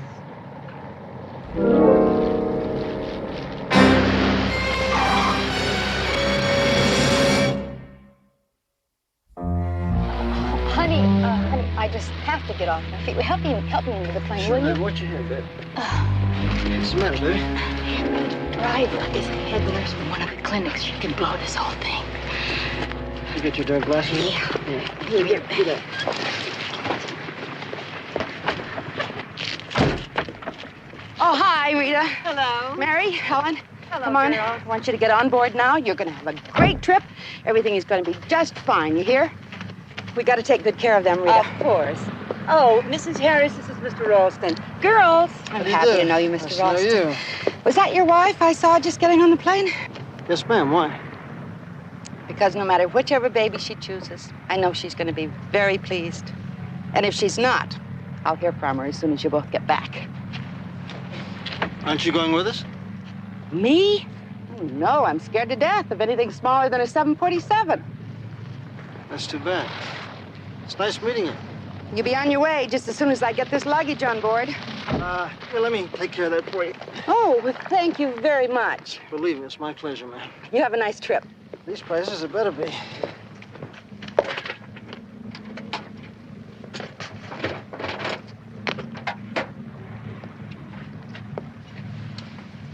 It's a nice lady. Oh, I'm sorry I didn't get to meet her. Me too. Everybody comfortable? We're all ready. Air detection, please. Well, I'll have to give the feds credit. They got a good set of mechanical ears. Give me the radar room, please.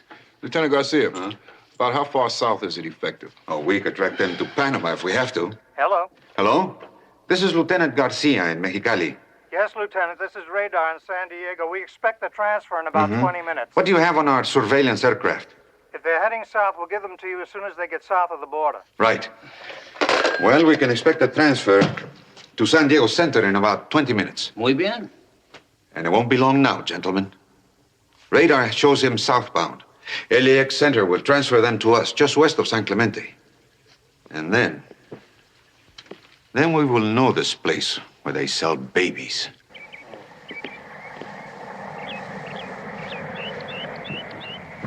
Oh. Hey. Hey, well, this is nice.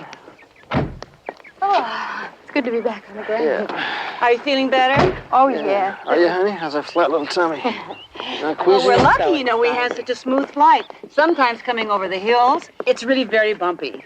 Oh, yeah? Well, it was pretty bumpy that time. But I'm all right. I'll show you your accommodations.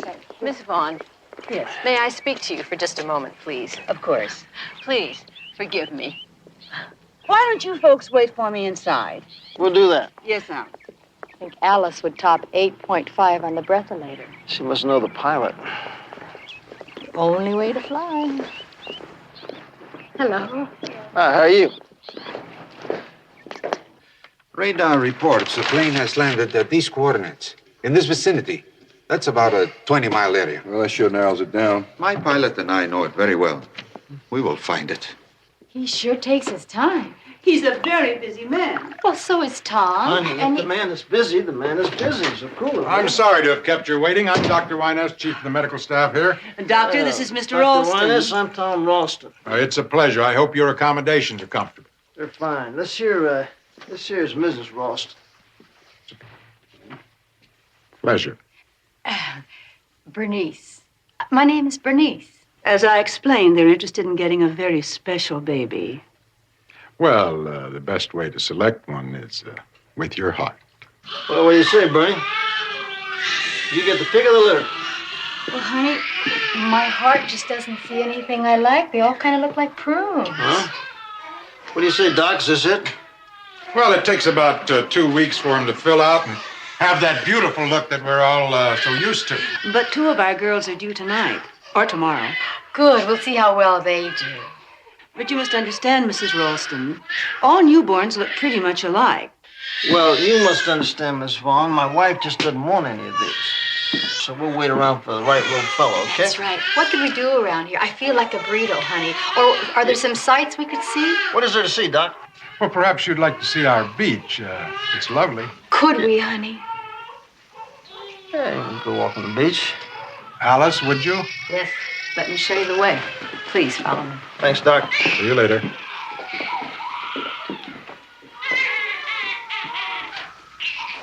Okay, Hotshot.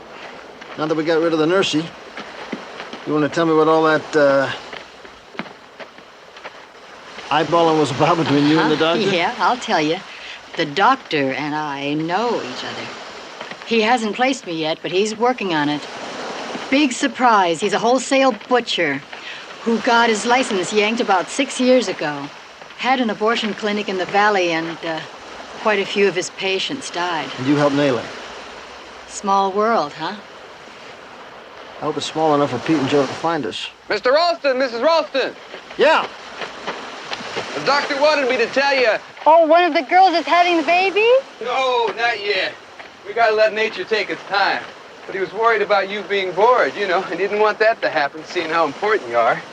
He thought maybe you and the missus would like to go out on a boat and see the bay. Yeah, sure, that sounds good. All right, let's. Okay, follow me. Darling.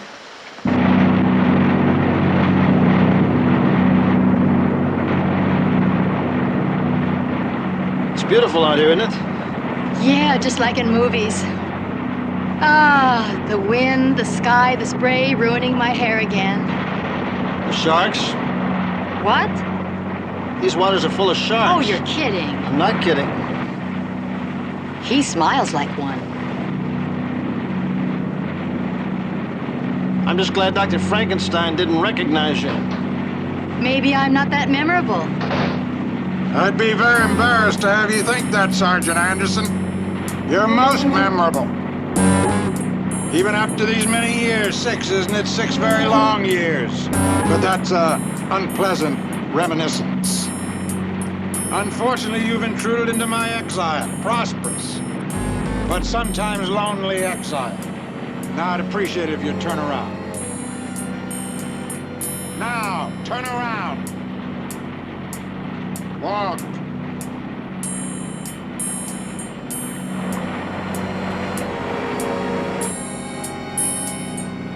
Don't stop.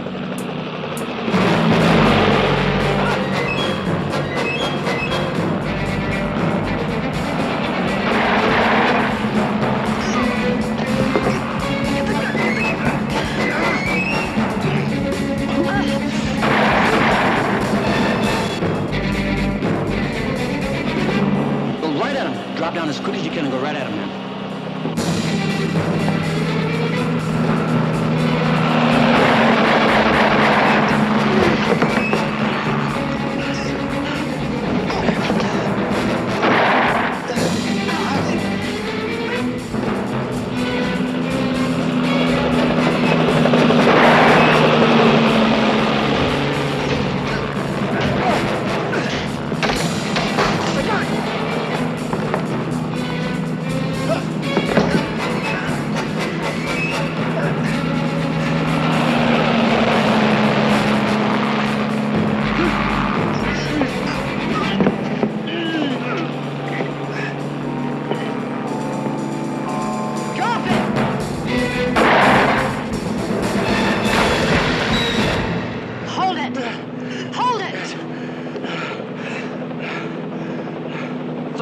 Pep.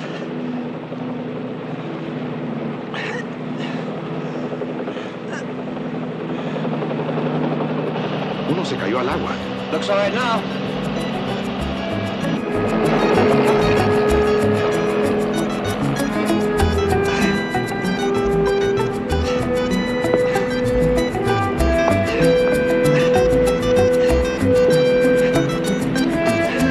Hey, Pep, hang on!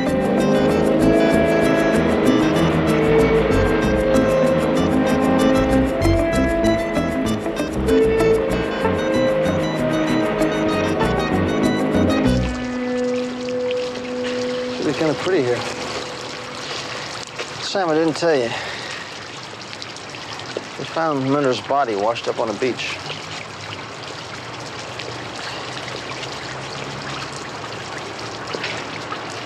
Listen, I know it's no consolation to you,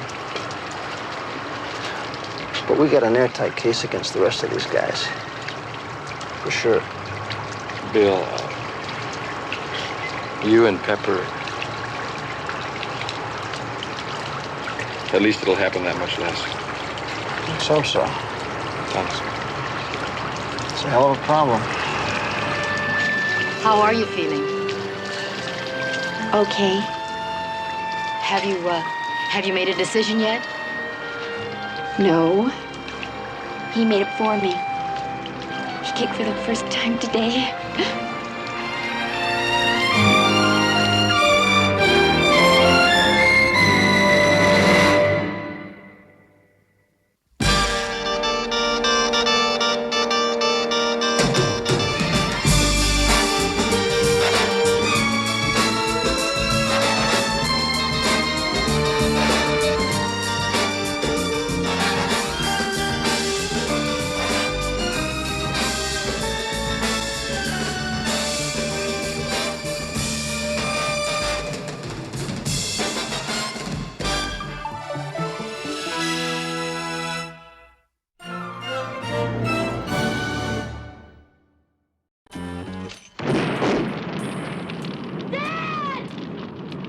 Can you tell us about the people he worked with? Dad called him the mongoose. The mongoose? And you gotta know that he's working with somebody right inside your own department. Conspiracy to commit gambling. I got a 14-year-old kid out there looking for his father's killer. Jack, you gotta slow down.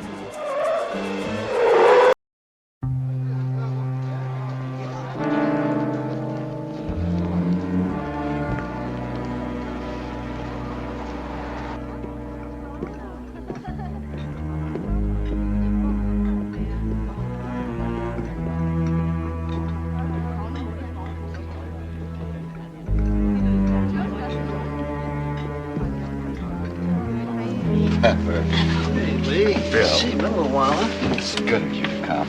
Gee. You come without asking what it is I want. You are good friends. Chin? Yet go Chashuman. You know, Lee, I think Crowley would use any excuse to come in here for your pork fried noodles. That's what I ordered. Oh, I think he's part Chinese. Lee, you got a problem, right? I need some help. My grandson. He's 17. Been gone 3 months now. 3 months? Well, why did you wait till now to call us? Because it's a family problem. But after 3 long months, I call you now. His mother, she's very sick, and I'm worried. You've not heard a word from him for 3 months, right? No. What's his name, Lee? Harriam Kwan.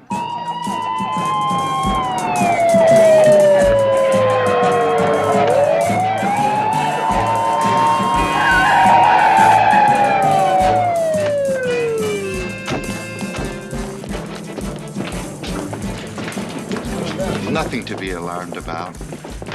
It's to be expected. Gambler? It'll be all right. You know, my people, they gamble in the back. And the police, they do their job? It's perfect at 10. We're on the way to the station with 14 suspects. All right, let's move out. Hey, listen, I sure hope you don't do anything to the cooks back there, because I got an order of pork fried noodles working. Crowley, how are you? Good, how are you? How's it going, Wagner? Hey, Pepper. Well, what is the first team doing in these back alleys?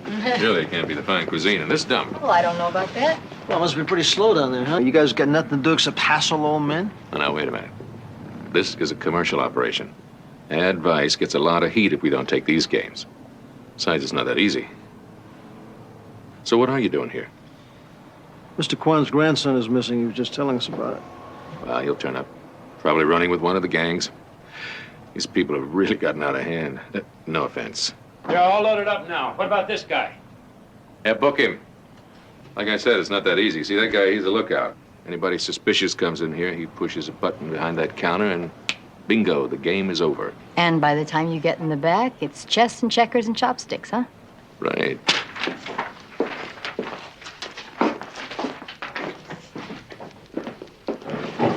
Councilman? All right. Everyone well? Yeah. All right, hold it up a minute. Mr. McCormick here would like to say a few words. Councilman. Thank you. Now, you all know how I feel about organized gambling in this city. Not only is it illegal, but it also breeds other forms of crime. Politician. Prostitution, corruption. And then again, you all know this. So let me just say that I stopped by to say, keep up the good work. The very good work. Thank you.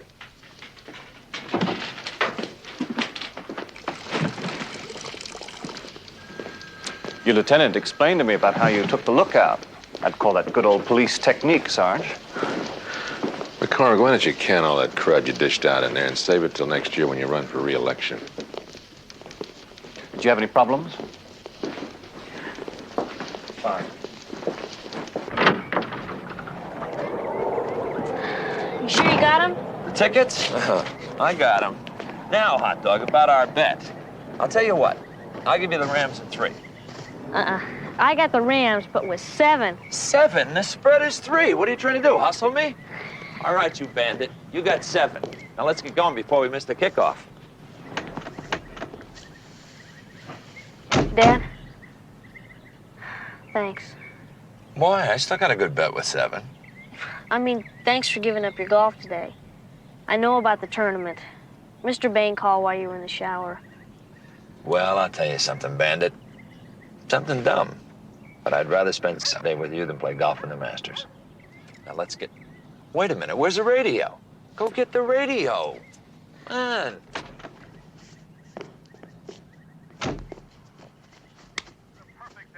All the excitement of the big game. An afternoon that was made to order and a huge sellout crowd. You know, fans, both teams come in today with winning streaks, and the survivor will take that giant stride toward the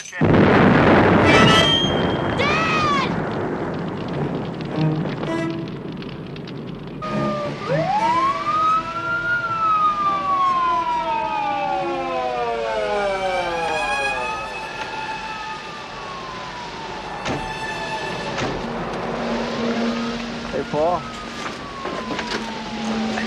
Glad communications got a hold of you two.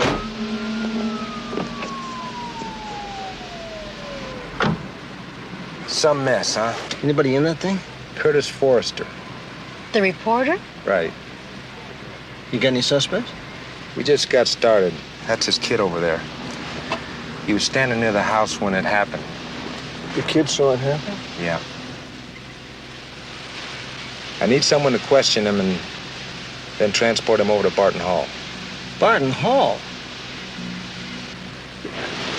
Paul, are you crazy? You can't let a kid go through an experience like this and then dump him at Barton Hall. What are you thinking about? That's terrible. What about his family? Has he got any relatives? That's the problem. There is no one. His mother died 2 years ago. We've already contacted probation. He's got to go to Barton Hall until they can line up a foster place, home. So meanwhile, we just question the kid, then dump him at the hall, is that it? Paul, can't you just turn him over to juvenile? Pepper, what I need is a woman's touch. You're the only female investigator that's not tied up today. Juvenile's got no one available. I'd like to help the kid, Pep, but his old man was a reporter. He might have been onto something big. You're it, and that's all there is to it. All right. We'll question him, but we're not going to dump him off at that place like a piece of baggage.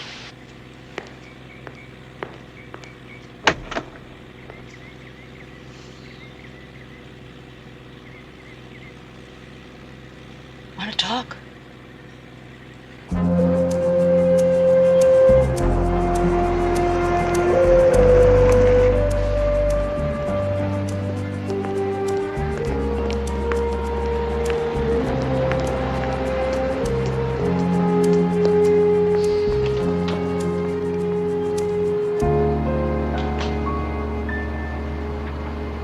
This is it? Yes, it is.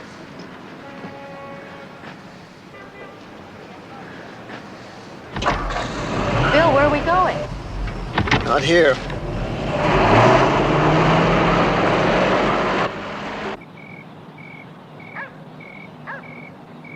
Probation while he's here.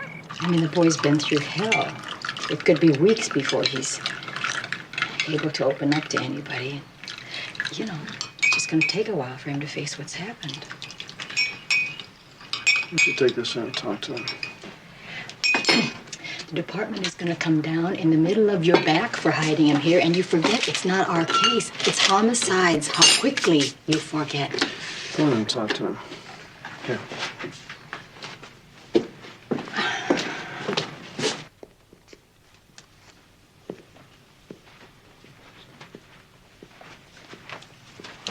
Do you like some hot chocolate?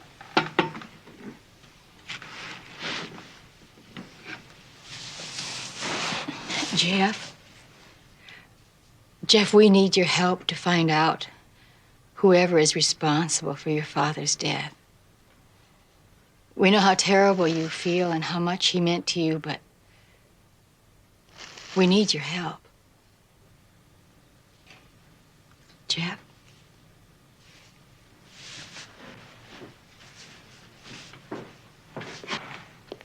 Yeah, I found some marshmallows. Oh. Want one? Yeah, I like to watch them melt. What about you, Jeff?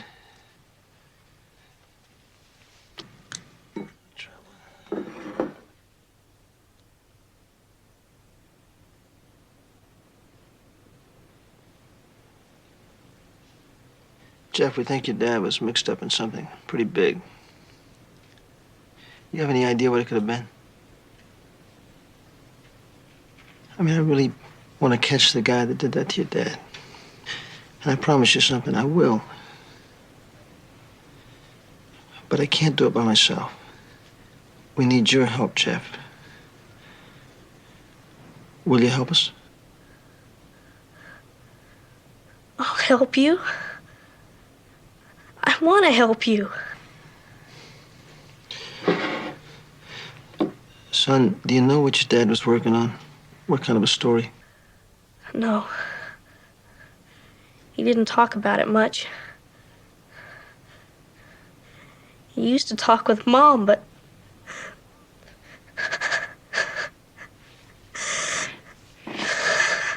It's okay, Jeff. It's okay.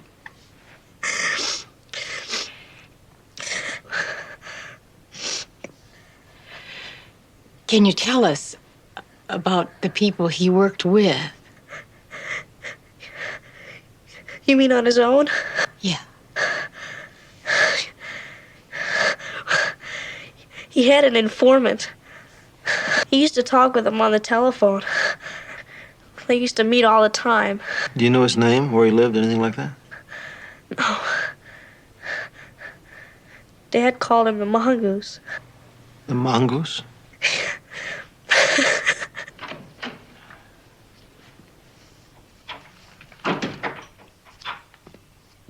He asleep? Yeah. Nice kid. He's a good kid, isn't he? Did you ever turn the heat on in this place? You cold? Yeah, I'm always cold. I'll get you some hot coffee.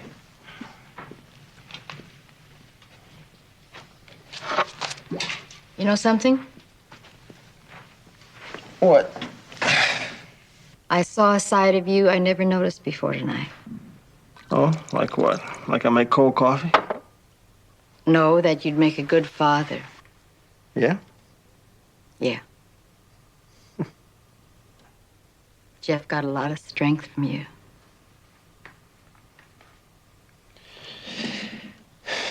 Do you know what time it is? I can't make it. I want to go to bed. I haven't finished this.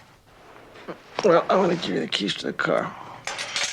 Pick us up in the morning, okay? You got an extra bathrobe? I love to sleep in men's bathrobes.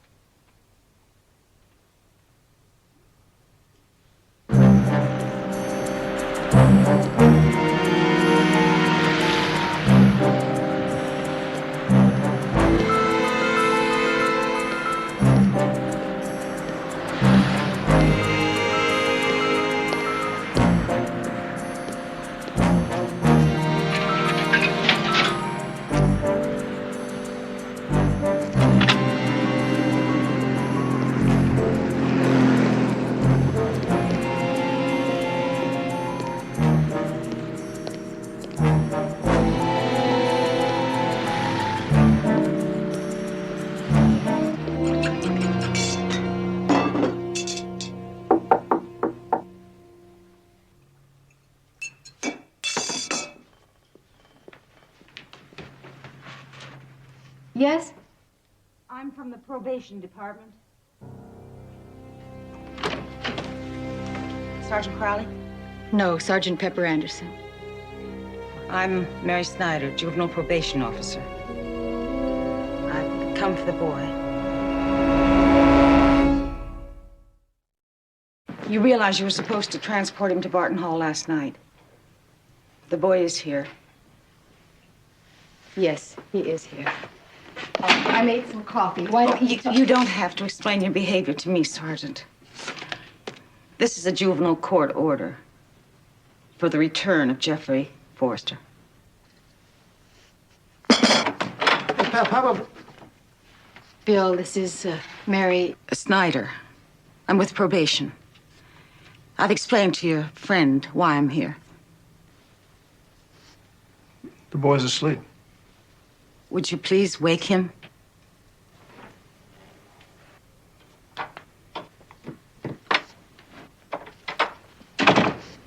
Look, we've just begun to get through to him about his father. If you would try to understand. I'm afraid I do. You see, I have to make a complete report about all this. My only concern is the well-being of the child. This Miss Snyder and there, Jeff's going to try to find you a really good temporary home. But things are going to work out, okay? Let me tell you something. I give you my word. We're going to catch him. Sergeant Crowley, I just want you to know that my dad was a good reporter because he could relate to people.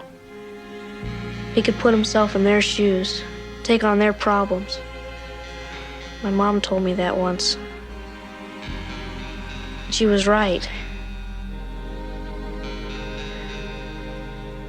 I just wanted to thank you and Sergeant Anderson, for being like him and being with me last night.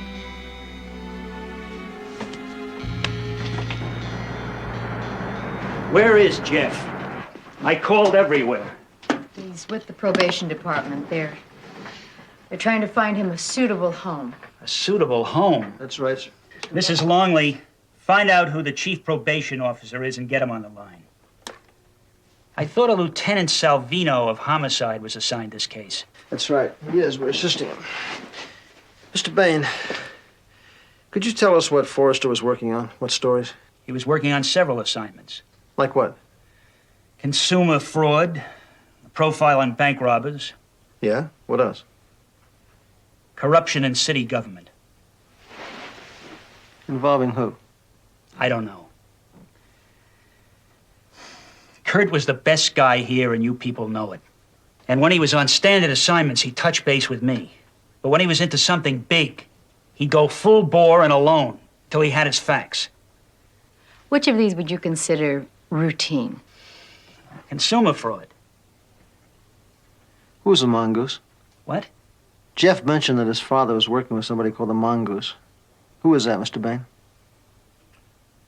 I'm sorry, I don't know. Now, if you do, this is hardly the time to remind us of freedom of the press. Sergeant Anderson, Kurt was more than just an employee here. He was a close personal friend. And this paper would go to any extreme to find his killer. Then why did you look away when we mentioned the mongoose? Well, this mongoose, as Kurt chose to call him, was just a faceless name to me, to all of us here. We don't know who he is. Then how did they communicate? Well, this mongoose would call and set up appointments. That much I do know. Mongoose always phoned Forrester? Right. And then they'd obviously meet and, Oh, yes, put him on. Mr. Olin? Yes, I'm calling about Jeff Forrester. When? Keep me posted. If there's anything this paper can do, call me. Jeff's run away.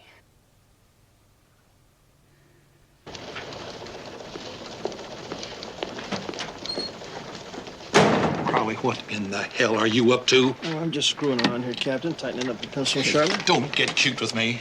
That boy, you took him to your apartment, didn't you, instead of Barton Hall? You and your partner. Which partner? I'm kind of heavy on partners. I said don't get cute. Yeah, well, Captain, let me tell you something. Now, what I do in my off-duty hours is my business. You got no right to even question about my personal life. When you violate the rules and subject the department to outside criticism and interfere with an important investigation, I've got every right. Now, Crowley, I'm telling you, you take those files back to homicide, give them to Salvino, and you get out of this. And stay out of Chinatown. You could have lost up that raid, too.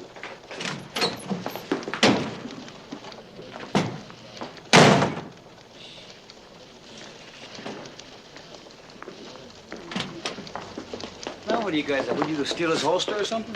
Hey, what's the matter? Bet I know what that was all about. Guess I should have gone home. I thought it was legal between consenting adults. Me too. What's the matter? You guys got nothing to do? Joe, take this file down to Salvino. No, both of you. Get over to Juvenile and see if you can help him locate that kid. Park say we were in on this? Nope. I need some help, Mr. Bain. Jeff, where are you? My dad worked with someone called the Mongoose. I want to meet him. I need his telephone number so that I can... Jeff, listen. The police will find him. You stay right where you are, and I'll send someone to pick you up. Now, give me your location. I can't, Mr. Bain. Now, will you give me the number, please? I don't have it, Jeff. Now, where are you?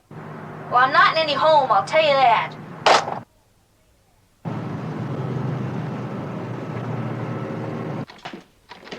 All right, Morris, how about it?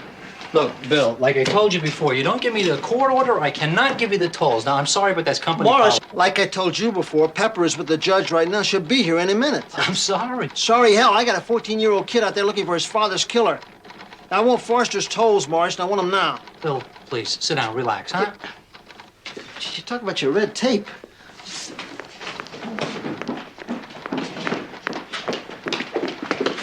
What'd you do, stop for lunch? No, but the judge did. All right, let's go, Morris.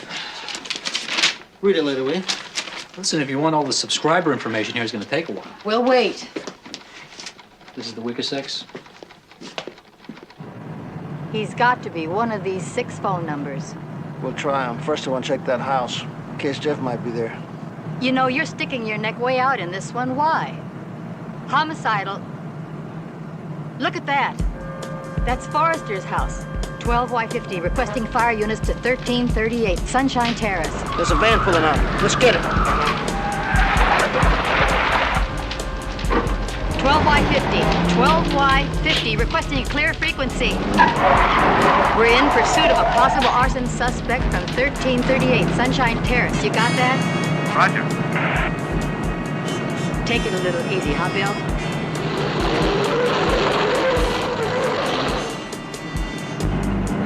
Uh, 12Y50, suspect's vehicle is a 68 Ford van, light blue, license number, can you see it, Bill? 143. License number 143. Peter Charlie Edward. Peter Charlie Edward.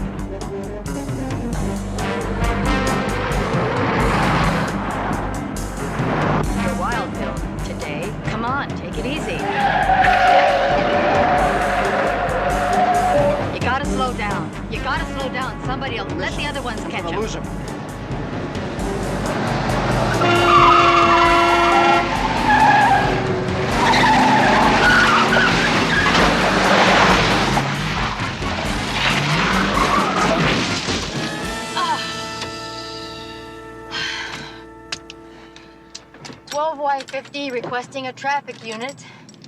We had a little accident. Crowley was driving, of course. We're at the end of Sunshine Terrace in a ravine.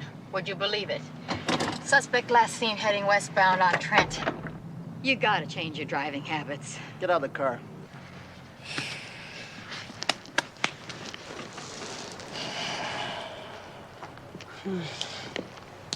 Michael said it was definitely arson. Yeah. Quote, we could have parked a rig right on top of this place and it still would have burned to the ground. End of quote. Who'd the van finally come back to? Joe's running it now. Bill. What? Hey, you turkeys. I thought you ordered off this case. Oh, That's right. yeah, Listen, we were why don't you close tell your by, so boss- I asked Bill to swing by and check, okay? Well, okay. But the old man's on his way, and I'd clear out if I were you.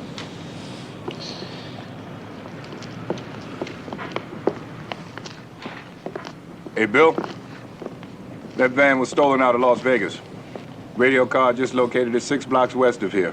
What about the driver? No luck, but they recovered 2 empty gas cans. They called Prince? They're en route.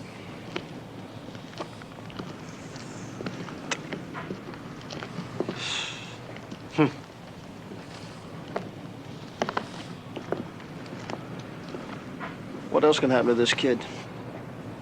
Yeah, okay. That's fine. We got the toll calls. Good, that was Bain. Jeff called. Where is he? He doesn't know. The kid's out there looking for the mongoose. So let's start making his calls.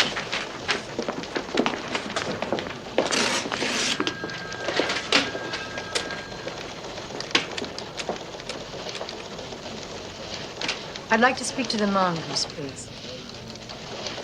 Right, the mongoose. No, I'm not kidding. Yeah, well, you do the same, pal.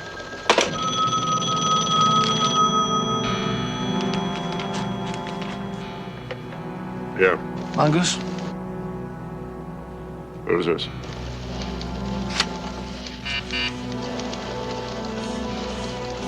Police officer. I want to talk to you. Man, you gotta be crazy. I can't meet you.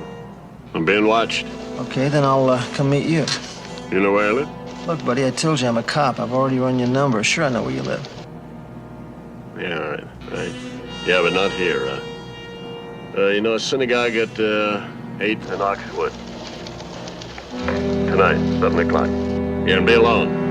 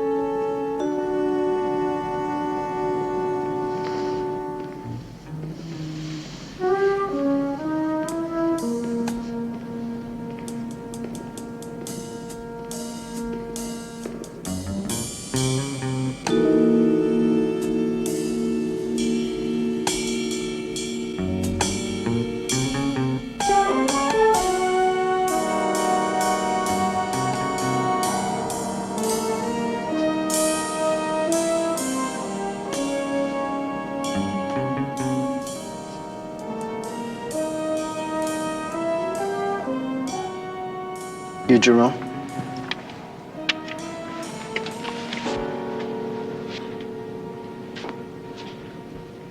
How did you know?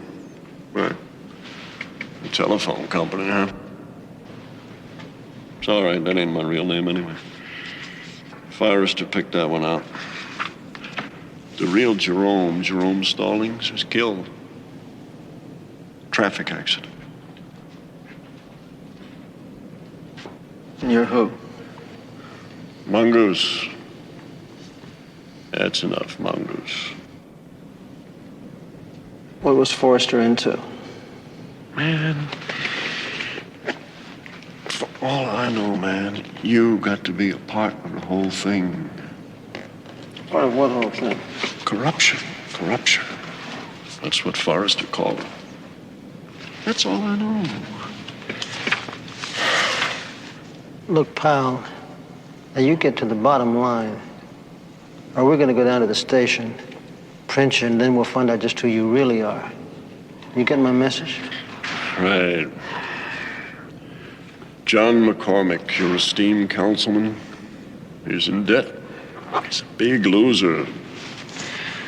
Some local bookies, some that ain't so local.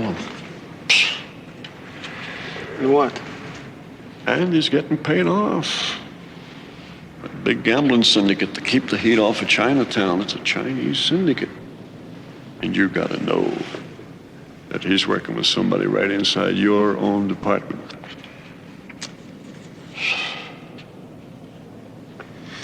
Where's the boy? I don't know. I never met him. Why? He's run away. You think he could be in any danger? Not unless he's got his father's file. What would be in the files? Well, I was able to get a hold of the Councilman McCormick's markers. Now, just by themselves, that wouldn't look too pretty in front of a grand jury, right?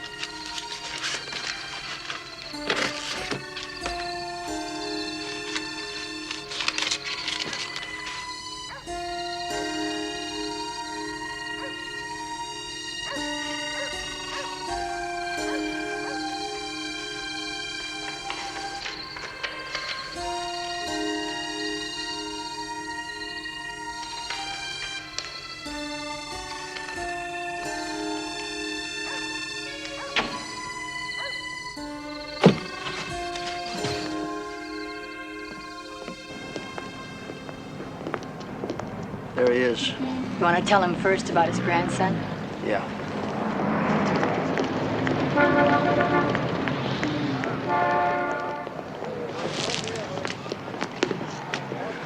You have news of my grandson.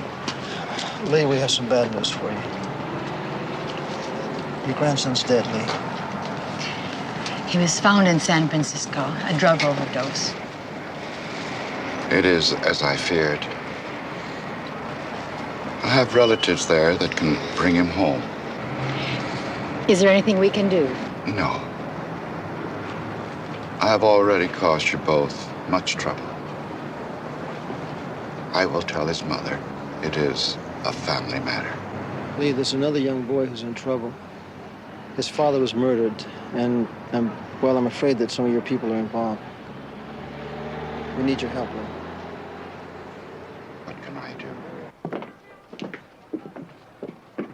Good evening. How's the Shui Mai tonight? Please, come with me.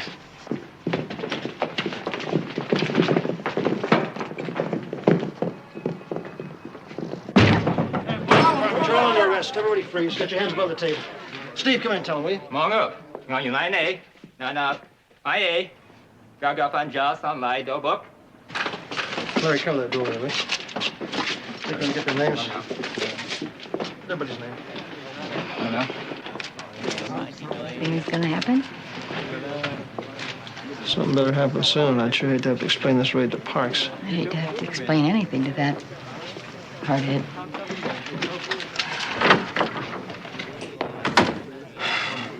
Come out. Looks like somebody's making a move. You're in charge of this? That's right. Let's go outside. You've made a grave mistake. Oh, yeah? How do you figure that? This is not the night we agreed for a raid. Uh-huh. Well, I tell you, I'm taking all these people in, and that includes the money. You people must be new to Vice. Why don't we talk? My name is Fong. Being new, you should not get what the others get. Yet. Well, what do you think we should get? $500 a week for all. 500? For everybody? Does that sound fair to you? Why don't you show Mr. Fong what you got in your purse? Mr. Fong,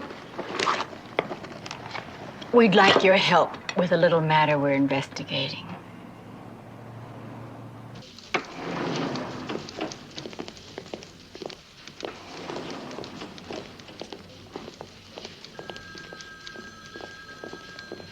Yes, I will do it.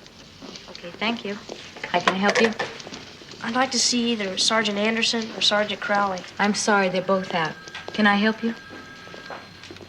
Can I have a pencil? Will a pen do? Sure. Front desk, Officer Boyer speaking. I'll have you transferred to burglary or theft. Thank you.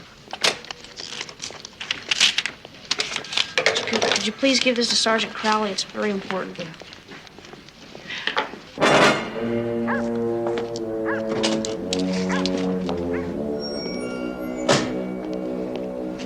Okay, let's go. I got places to go and people to see. You should learn to better schedule your time. Or when we hurry, we are more prone to mistakes. You're a regular fortune cookie, you know that? Well, hey, you guys. For a minute, I thought you were a couple of 211 artists. What are you doing here? We were about to ask you the same thing. Meeting a snitch. What's in the sack, Jack? Lychee nuts. A friend I know likes them, and What a whip. You like lychee nuts?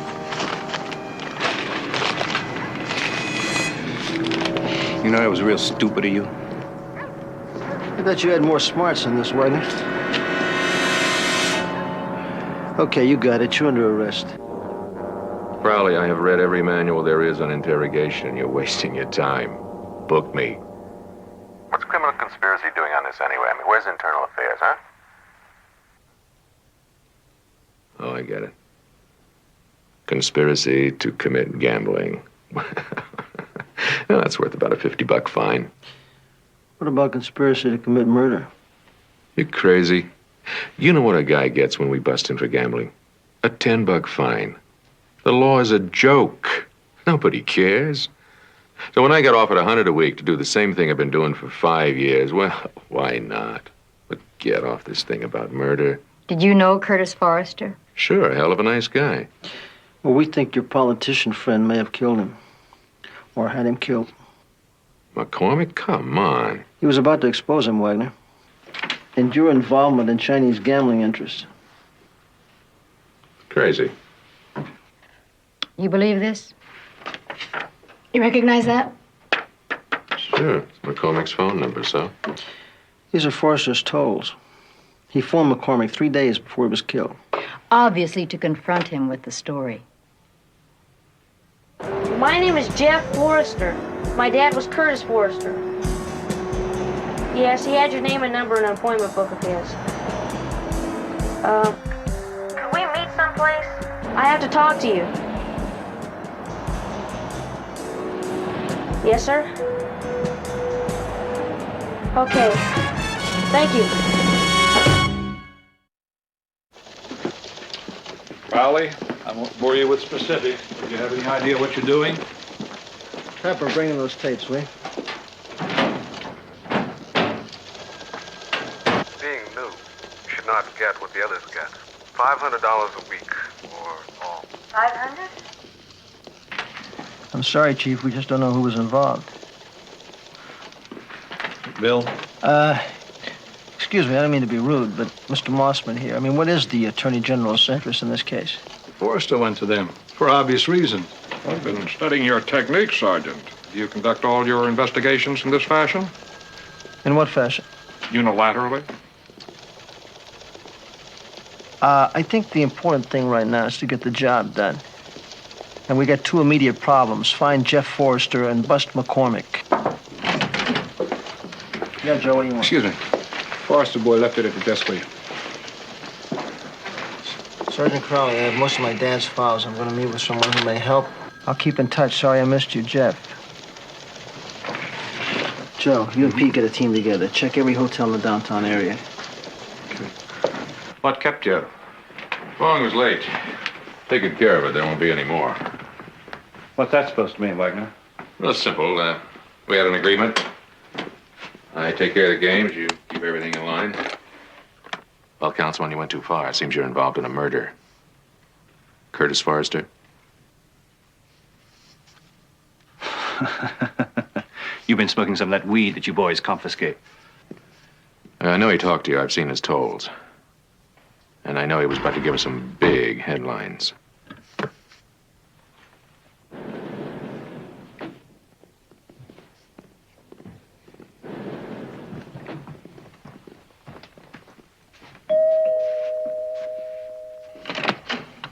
Mr. McCormick, Mm-hmm. I have a warrant to search your residence.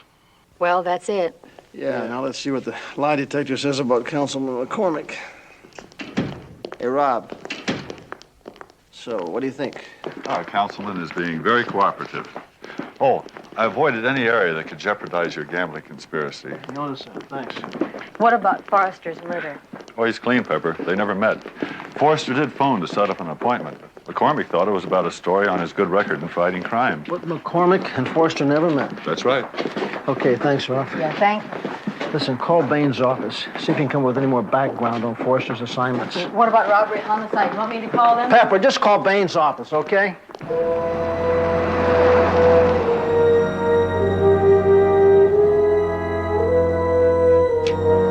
Okay, Forrester was here on the 19th.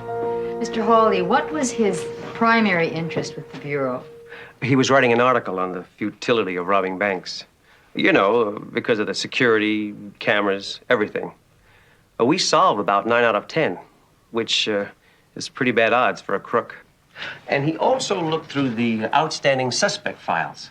That's suspects that are photographed during actual robberies have been identified, but haven't been arrested yet. Do you have that file in this office? Oh, yes, we do. Could I see it? Oh, certainly.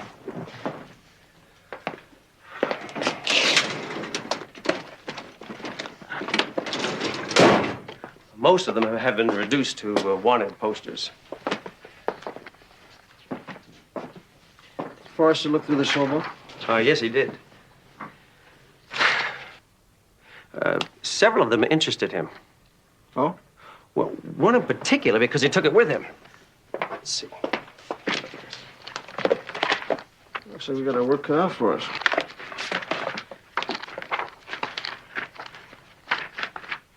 Yeah, he took a copy of that with him.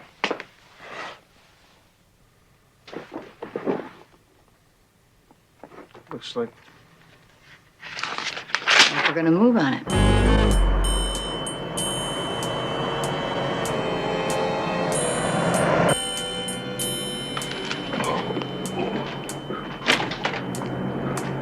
Bill, the manager thinks the boy is staying here. Room 109, paid for 3 nights in advance. Where's Pete? Upstairs checking. Anything about the mongoose? We just left there. He's gone. Robbery, homicide's gonna stake it. Hey, you got anything? Yeah, look what I found in the kids' room. Looks like he's got a meeting with the mongoose tonight at 8. Where? Doesn't say. I think I know where. Yeah?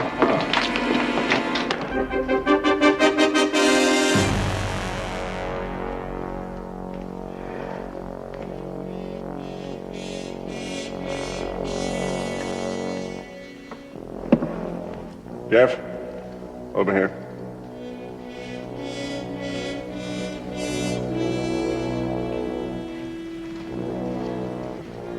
Son. You wanted to talk? You worked with my father. I thought you might be able to tell me what he was working on. Sure, sure.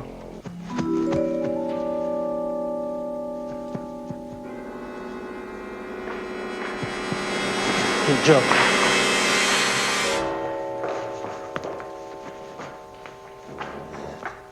Pep, take that aisle.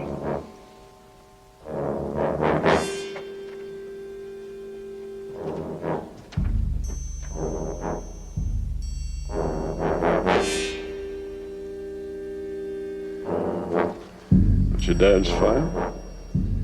No, just some notes I was taking. Anybody know about this meeting? No.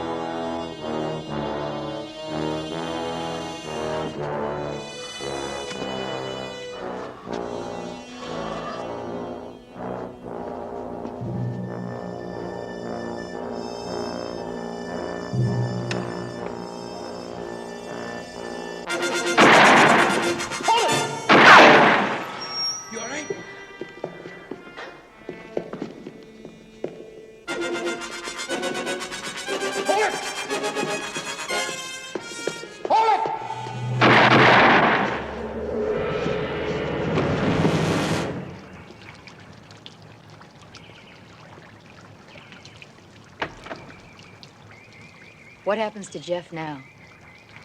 He's gonna stay with the Baines till they can find a good foster home. Good. Is he okay? Yeah, I think he's gonna be okay. Son, listen. I want you to keep in touch with us, will you? You gonna stay in touch? Well, all I can say is that I love you both. We love you too, honey. We really do. It's tough. We know it's tough.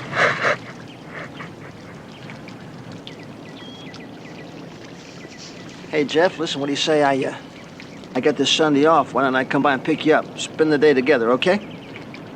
Pepper? Oh, well, I don't know about Pepper. Yeah, okay, with Pepper. Okay, you gonna tell me? It's very simple. First you fry your sausages, then you add your peppers, your mushrooms, your garlic, That's your not parmesan. what I mean. Smell this. Huh? You're evading the issue. You broke every rule in the book. I felt sorry for the kid, just like you did. No, there's more to it than that. Come on, why? Well, you want the story of my life? You already know that. You never talk about when you were a little boy. You never talk about when you were a little girl. I never was a little girl. I'll buy that. Bill. Okay, I was in a home. Like Bart. No, it's probably worse than Bart. You wouldn't believe what goes on in some of those places. I wasn't gonna let that happen to that kid. Want to go to San Francisco? When? Tonight. What are you talking about? I've already got the tickets. Are you kidding? I got 2 days of report writing to do. The review board reviewed our little traffic accident. It seems we failed to avoid an avoidable accident. We are on a 2-day suspension. We are? You wouldn't believe what goes on in San Francisco.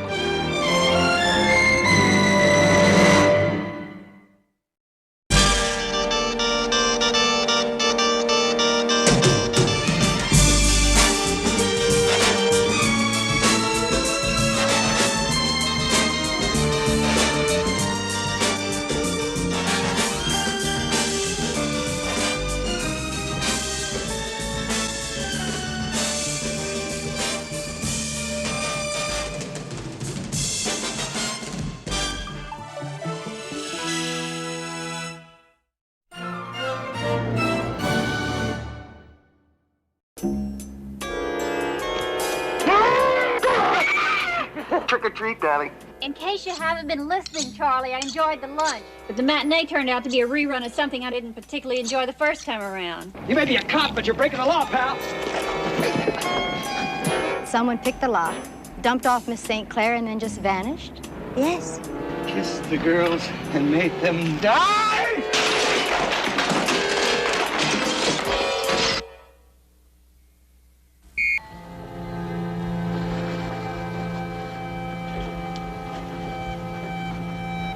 Look, why don't we just forget the whole thing, okay?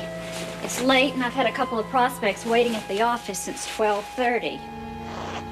I mean, I don't mind blowing a sale for a good reason, but this is ridiculous. If you got problems, why don't you do me a favor, Charlie? Why don't you work them out with somebody else, a doctor, a shrink, whatever the case requires? You know, there's all sorts of ways of getting help. Therapeutic ways that don't involve non-professionals like me. See, I'm just not equipped to handle your situation. My husband, ex-husband, he had the same, well, to tell you the truth, Charlie, when it came to the bewitching hour, you could have been twin brothers. Oh, and did I take it all personally? Thought that the only solution would be a quick trip to the medicine cabinet. If we had as many sleeping pills as aspirin, I guess I'd be dead right now. I guess I'd be dead for a whole year.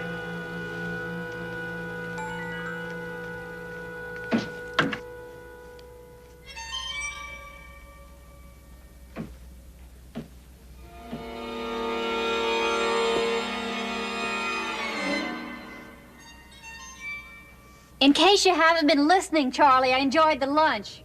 But the matinee turned out to be a rerun of something I didn't particularly enjoy the first time around.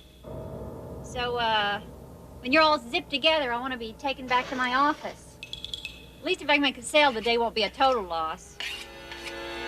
Hey, you wouldn't be interested in a nice duplex, would you? One with an enclosed patio and a heated pool?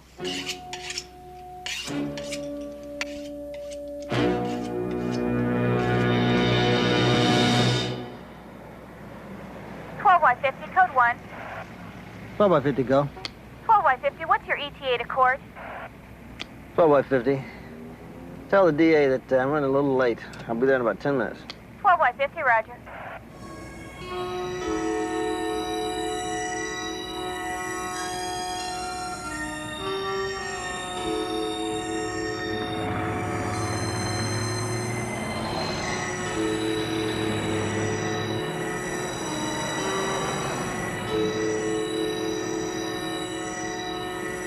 Y50, requesting warrant on 396 Paul Edward King. Stand by. 12Y50, roger. 12Y50, 396 Paul Edward King, no water warrant.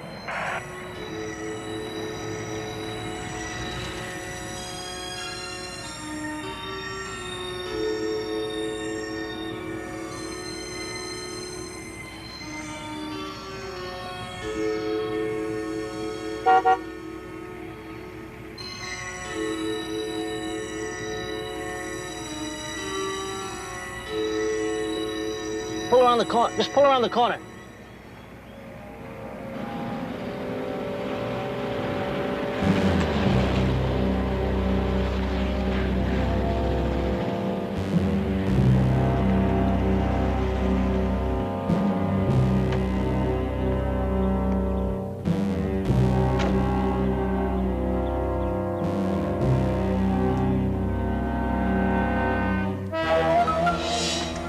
See your driver's license, please.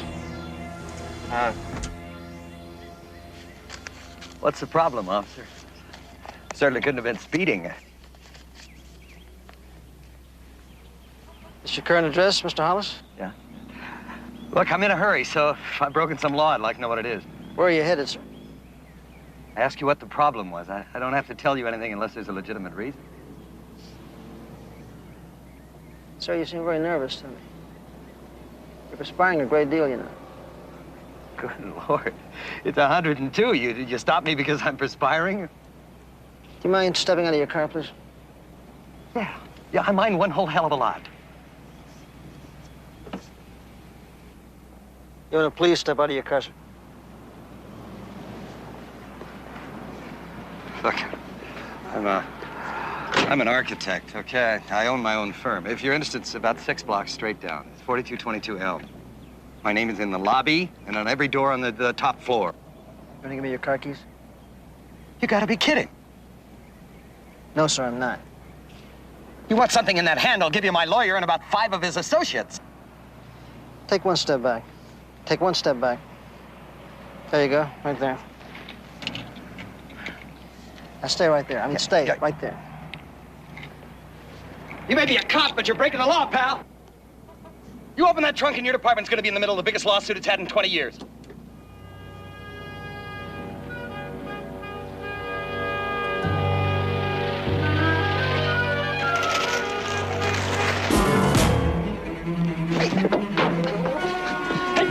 Call the police! Tell them officer needs help and get an ambulance right away!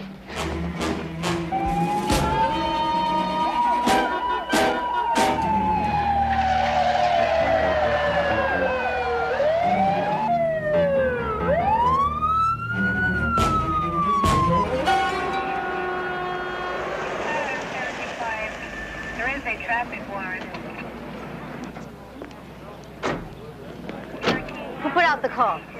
We think it was 12Y50. A citizen saw him take off after the driver of that car. What's this ambulance here for? Oh, didn't they tell you? No. Oh, we've got a victim. She was in the trunk, stuffed in a garbage bag. Joe. Yeah. You better ride with her and get a statement if you can. Anything. Okay.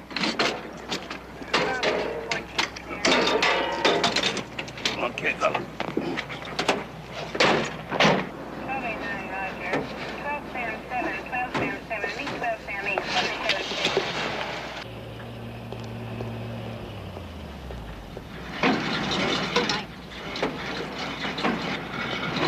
That's it. You pull him over because you felt something wasn't kosher. That's your probable cause. What can I say, Captain? Now, the minute I saw the guy, I knew he was dirty. Cop's intuition. You can call it that. Good old sixth sense. Oh, I'll tell you this, it's right more times than it is wrong. We'll try selling that to a jury. It's like peddling a load of ripe garbage. But this guy was dripping wet, Captain. He's sitting inside of an air-conditioned car, sweating, dripping wet. Maybe he had a glandular problem. What he had was guilt all over his face. Well, that's too bad, because from what you said, we won't even get our filing. Hey, why don't we slow down long enough to think? I mean, what if Bill hadn't opened that trunk for whatever reason? Somebody'd be dead right now. Don't get touchy, Pepper. I'm not touchy, but just once, for a change, why don't we start dealing with something positive? Why is she so touchy today? I don't know, Cap. Maybe it's the heat. Hey, Bill, what about this?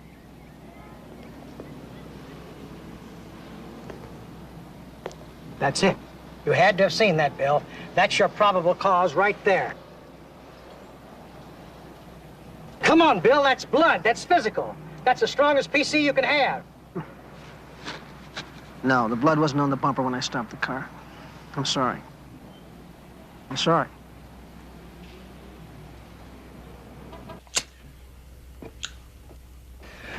What I need to know, what's very important for me to find out is what you've said. Every word, even what you might have let slip. All I did, buddy boy, was make my one phone call to the tennis club where I knew you'd be. Now, what's this slip routine? If I'm not mistaken, the word usually implies some kind of devious behavior. You think I'm guilty of stabbing that slut? Is that it, kid? Hey, I don't care if you're the West Coast slasher. I'm here to protect you and to see that you protect yourself. Beginning to sound like Mummy. Your mother, God rest her, was not my favorite person. She wasn't anybody's, Ron, including good old Dad or any of his girlfriends. Look, what's the situation here? They gonna book me and take away my wristwatch and shoelaces and things? They might go through the motions. But you really don't have too much to worry about, even if you did shoot off your compulsive mouth. Poisonous fruit from a poisonous tree, Charlie. The search is no good. They didn't have probable cause. Anything that might develop as a result of that is called fruit from a poisonous tree. It's not admissible. I mean, they can't do anything? Nothing at all? They could file, but they know they'd probably never get it past a preliminary hearing. You're home free. Believe me, I'm just as concerned about this as you are. I just need something a little more tangible to go on other than, what are we talking about here? Sixth sense. Let me tell you something about Sixth Sense, Mr. Prosecutor. It keeps more cops alive and solves more cases than any crime lab or training exercise I know about. And when was the last time you launched that towards a jury and watched it come back and hit you smack in the face, huh? No, we just better hope that this girl stays alive and is able to testify. What if she dies? No, I mean, what if it becomes murder one? Are you just going to sit back in your chair like that and tell me that as far as your office is concerned, it's a legal wipeout? If she dies, Sergeant, we are left with zilch. That's what I'm going to tell you. Because we don't have witnesses, we don't have any admissible evidence. Technically speaking, we won't even have a corpse. You listen to me. You go out and get me some legally obtained physical evidence, and I'll file your case for you. Okay? Well, it's about time.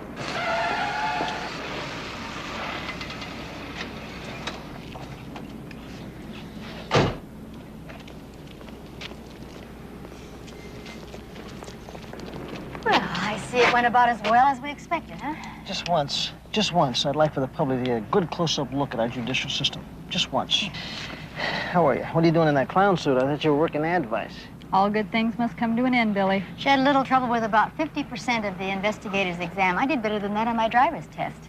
So they dumped me back in uniform, put me behind a desk at Southeast Division. You better be careful. That's a good way to put pounds on places you don't want to put pounds on. In this thing, who could tell the difference? Crowley.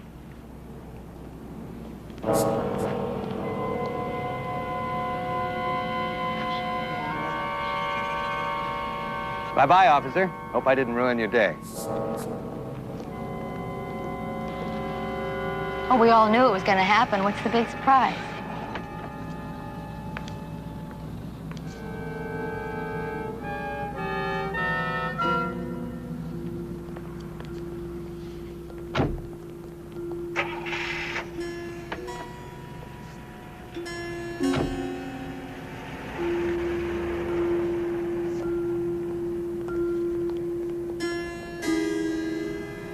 Listen, if you don't mind, I'll take you up on that pizza some other time. Sure, go do your thing. All right.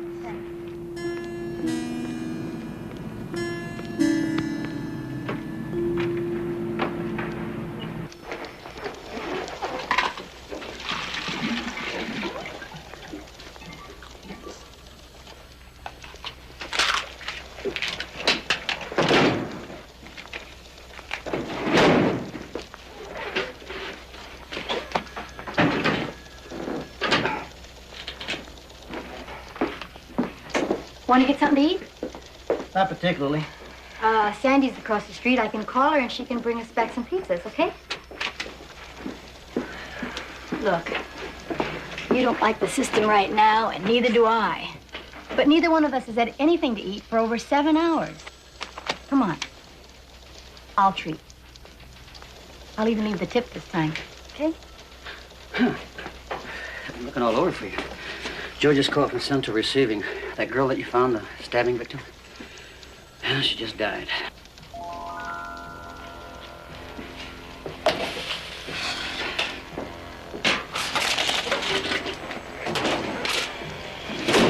Okay.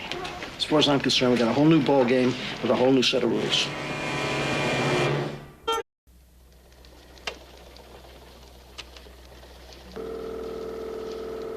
Police Department, 36. It's the police department? Yes, it is. Well, I think I witnessed a murder across the canyon from where I live. This guy was stabbing a woman. What was the address there? Where? Where you're calling from? Why? We'd like to send someone over to talk to you and fill out a statement. Hello? Hello? Police Department, 36. I called you about a murder yesterday afternoon. It was in the paper this morning, so now you know I'm not kidding.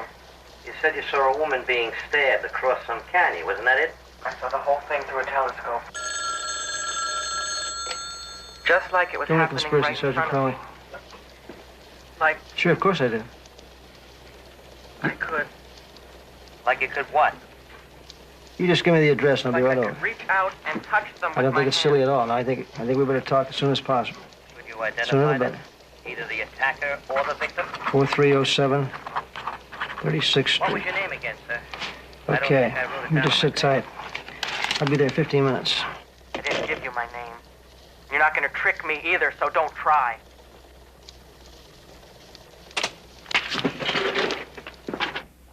I suppose you could say it was a practical joke, especially knowing Charlie like I do, but there was something strange beneath it, something almost cruel. I'd say he was trying to warn you. Maybe even punish you for something.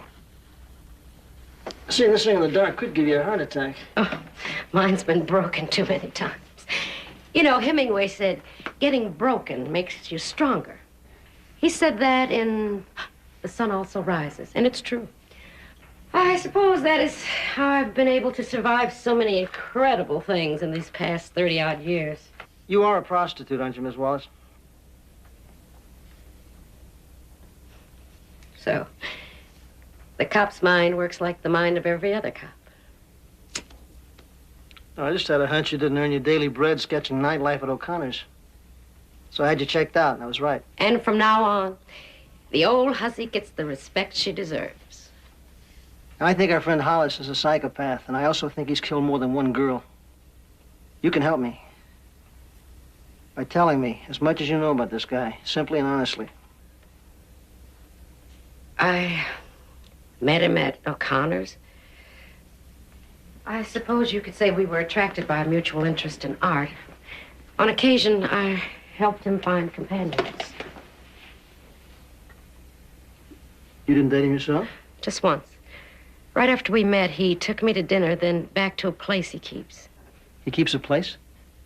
Presumably for entertainment. Where? I'm not sure. It's in the West Hills section. It was dark. Tell me something, this date, is it what you'd consider a normal date? You're asking me whether he ran the bases like every other little leaguer. I couldn't say. It never got that far. Why not? I chalked it up to conscience. He's a married man, you know. Yeah, listen, this place that he keeps, you think you could find it again? I really don't know.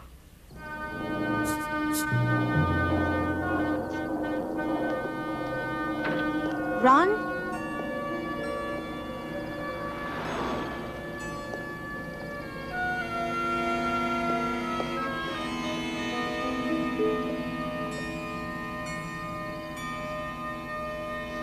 Ron? Smile! You're on candid camera.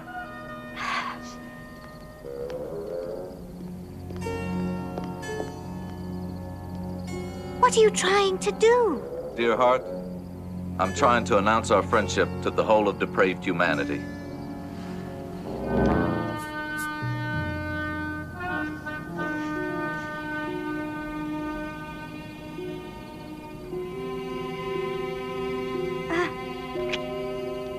When you act like this, you're no better than he is. I'm sorry. Look, I act like this. I drink too much because I'm going out of my mind. From sneaking around corners, from sneaking around motels, from sneaking in phone calls.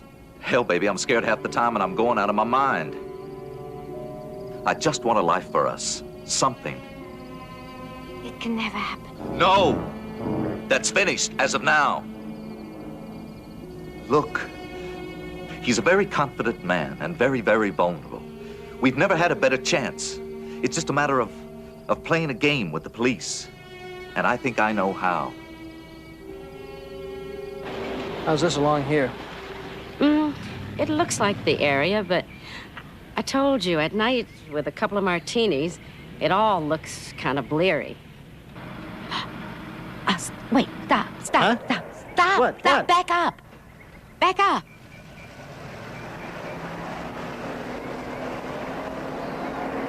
That street there. There's something about that street that looks familiar.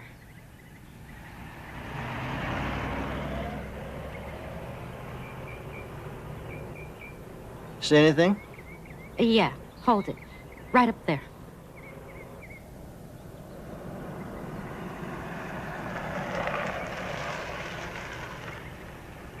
That's what I remember, right there. You sure? Yes, that beautiful bottle glass, because I asked him if he'd had it put in, and he said it was already there when he bought the house. You want to see something even better than that? Look right over there.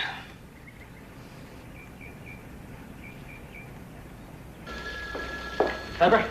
Well, I don't believe this. Hello there, stranger. You look pretty spirited. Madame Toulouse show you her etchings? No. But she did show me a little hideout up on Woodley Canyon where Hollis takes his girls. And guess what was on the front lawn? Fertilizer. A for sale sign, and the realtor was Pamela St. Clair. So, you understand it. Let's go. Where do you think you're going? You and I, are going to go to a search warrant, and then we are going to take that place apart. You.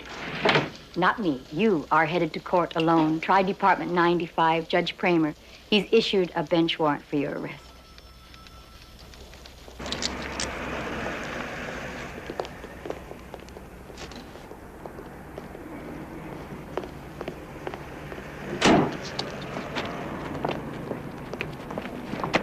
Hey, William, what are you so hacked about?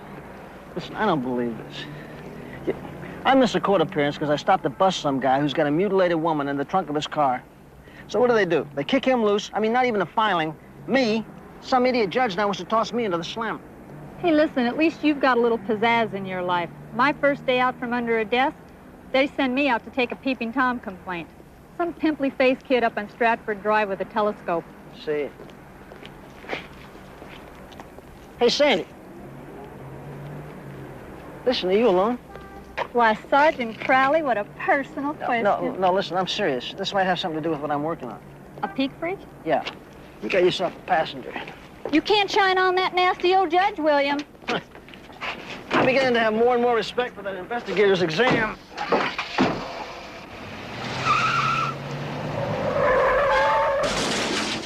You got worse than I do.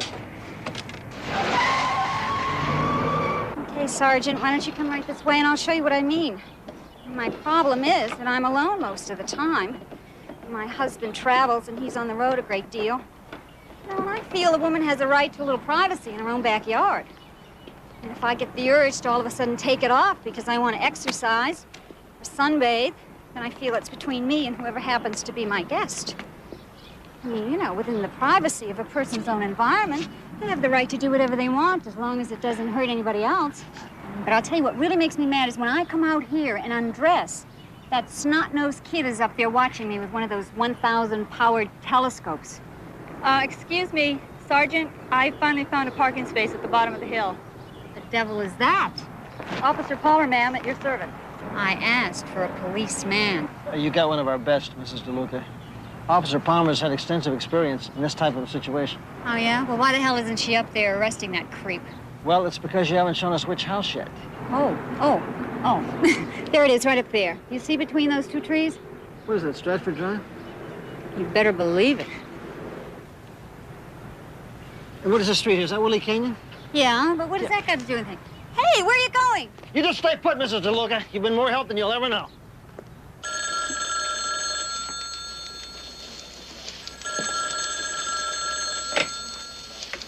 Criminal conspiracy, Stiles. May I talk to Sergeant Anderson, please? Start at office right now. Would you like to leave a message? Yes. Would you tell her that Mrs. Hollis called? Mrs. Charles Hollis. She can call me at 555-8383 if she gets in within the hour. Otherwise, I don't want to be disturbed. Okay, I'll tell her. Thank you.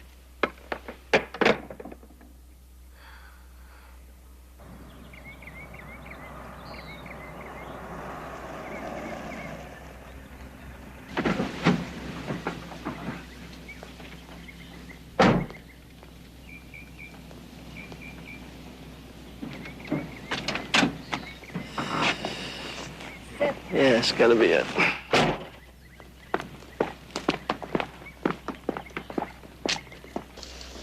Pepper. I guess old Judge Kramer must have tossed Bill in jail by now. Maybe. I haven't seen him. But you got a phone call. Oh. Hollis's wife. She said if you were back within the hour, you should call her. Mm-hmm. Made it by 7 minutes. Hi. I'm Sergeant Crowley of the police department. Is your father or mother at home? No, they're not. They both work. What about your brother? I guess you've got the wrong place. I don't have any brother. Son, may we talk to you for a minute? What for? Look, son, if I have to come back, it'll be when your parents are here. We can do this now or later. It's up to you.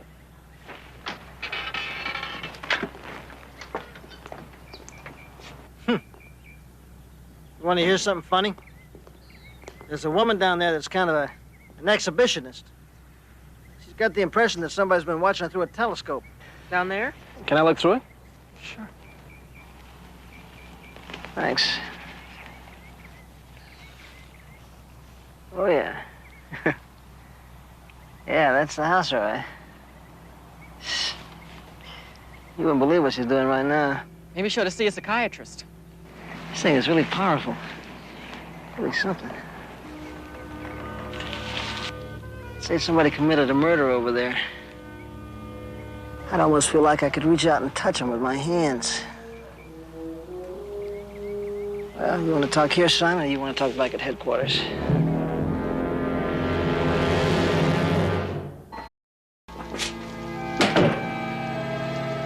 Sooner or later, Bruce, you're going to have to say something. Even if it's just to tell me that you're thirsty. So why don't you talk to me now? Look, I know you saw the murder. I know you called the police. You obviously wanted to tell us about it. You just didn't want us to reveal your name and address. I understand that. You see, now it's all out in the open, Bruce. I mean, we know who you are. We know where you live. So there shouldn't be any more problem. We'll just work together and work with you as much as we can. What do you say?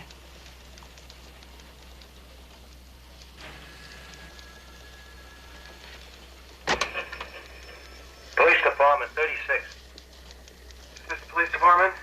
Yes, it is. Well, I think I witnessed a murder. Across the canyon from where I live, this guy was stabbing a woman. There's another one on there, too, following morning. Would you like to hear it? That may sound like me, but it isn't.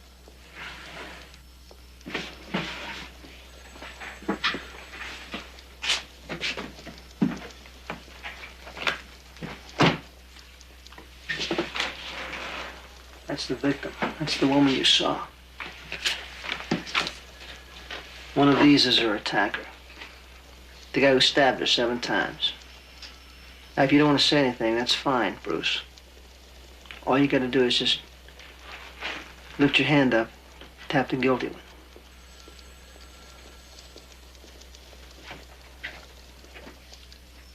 Bruce, just tap the guilty one, okay? Please? There was a kid who lived on my block. An older kid named Eddie. One of his favorite tricks was riding around with a pellet gun, shooting at other cars. One day I was driving home with a friend, and Eddie came along and shot out the back window. I guess we could have been killed. Dad went to the police. We were all willing to testify. But you know what happened? The district's attorney's office wouldn't press charges.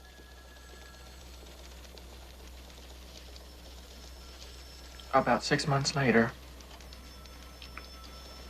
I was walking back from the movies, and Eddie jumped out at me from behind some bushes. When I woke up, I was in the dirt with a busted nose. He said if I told anyone, he'd burn down my house with everyone in it. And I knew he would, because he was crazy. So guess what? I never said a word. Not even to Mom and Dad. So now, you're talking to me about voice tapes and hassling me about my conscience and asking me to testify against someone who's even crazier than Eddie. Well, what if I do? And you have to let him go. Can you guarantee he'll never jump out at me with a knife and kill me the same way he killed that girl?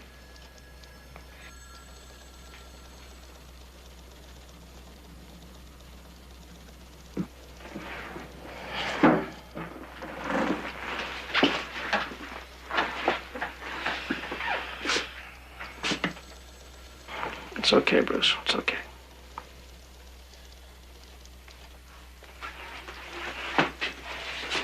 Come on, my friend, I'll take you home. You know, if we hurry, maybe we can get there before Mom and Dad even knows you're gone.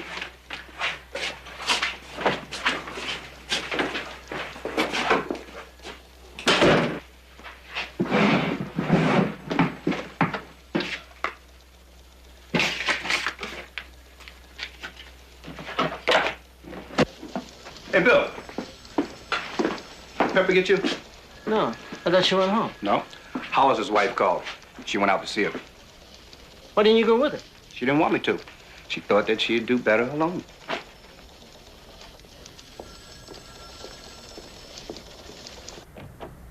I'm sorry it took me so long. Please, come in. Thank you. Come in, please.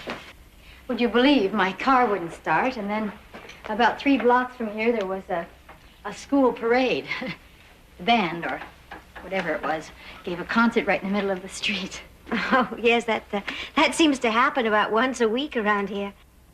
Can I get you a cup of coffee or a cold drink or something? Oh, no. I'm fine, thanks. I really don't know how to begin. I suppose the real truth is I'm terrified. I can't live with my husband anymore, and if I try to leave him, he'll kill me. You mean he's actually threatened that? Oh, yes. Yes, he's actually had his hands around my throat and tried to choke me. You see, we were never really... what I mean is, the bedroom side of our marriage never really... At first, I told myself, well, I had to tell myself that things would get better, change, but they never did. In fact, they got worse. Sicker. More and more depraved. Mrs. Hollis, what is it you're trying to tell me? What I'm trying to tell you is, I never met him at any restaurant that night. The night that Pamela St. Clair was killed.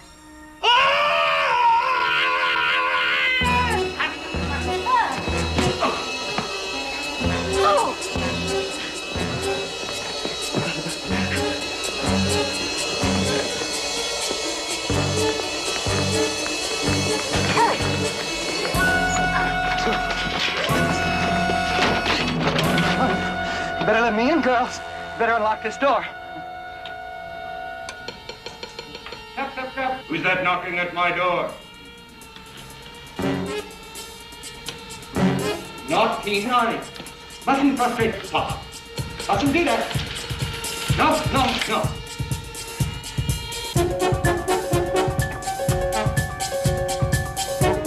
Peter, pumpkin eater. Had a wife and couldn't keep her. You put her in a No. You put her in a pool house shell, and there he killed her very well.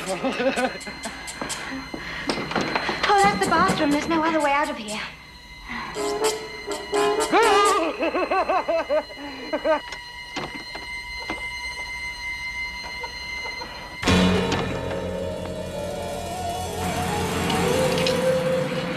Kissed the girls and made them die!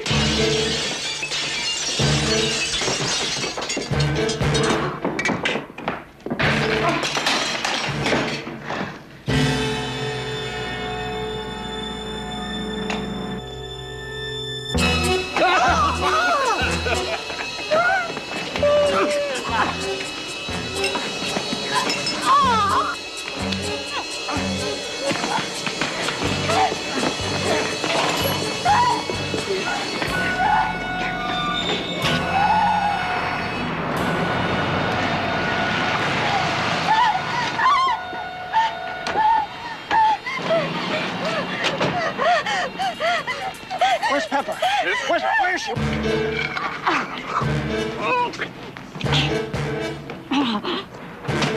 Hi, freeze! Hold it! Right there! Move out of there, Pepper.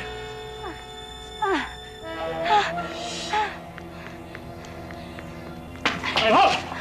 All right. Get up now. Put your hands on top of your head. Get him up there. Let's go. Put him up. Get him on top of your head. Let's go. Get him on top of your head. Let's go.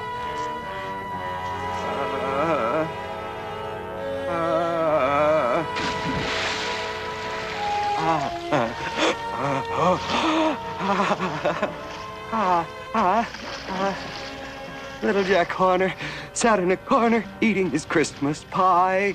He stuck in his tongue and he pulled out a plum and he said, "Oh, what a good boy am I. What a good boy am I. What a good boy am I."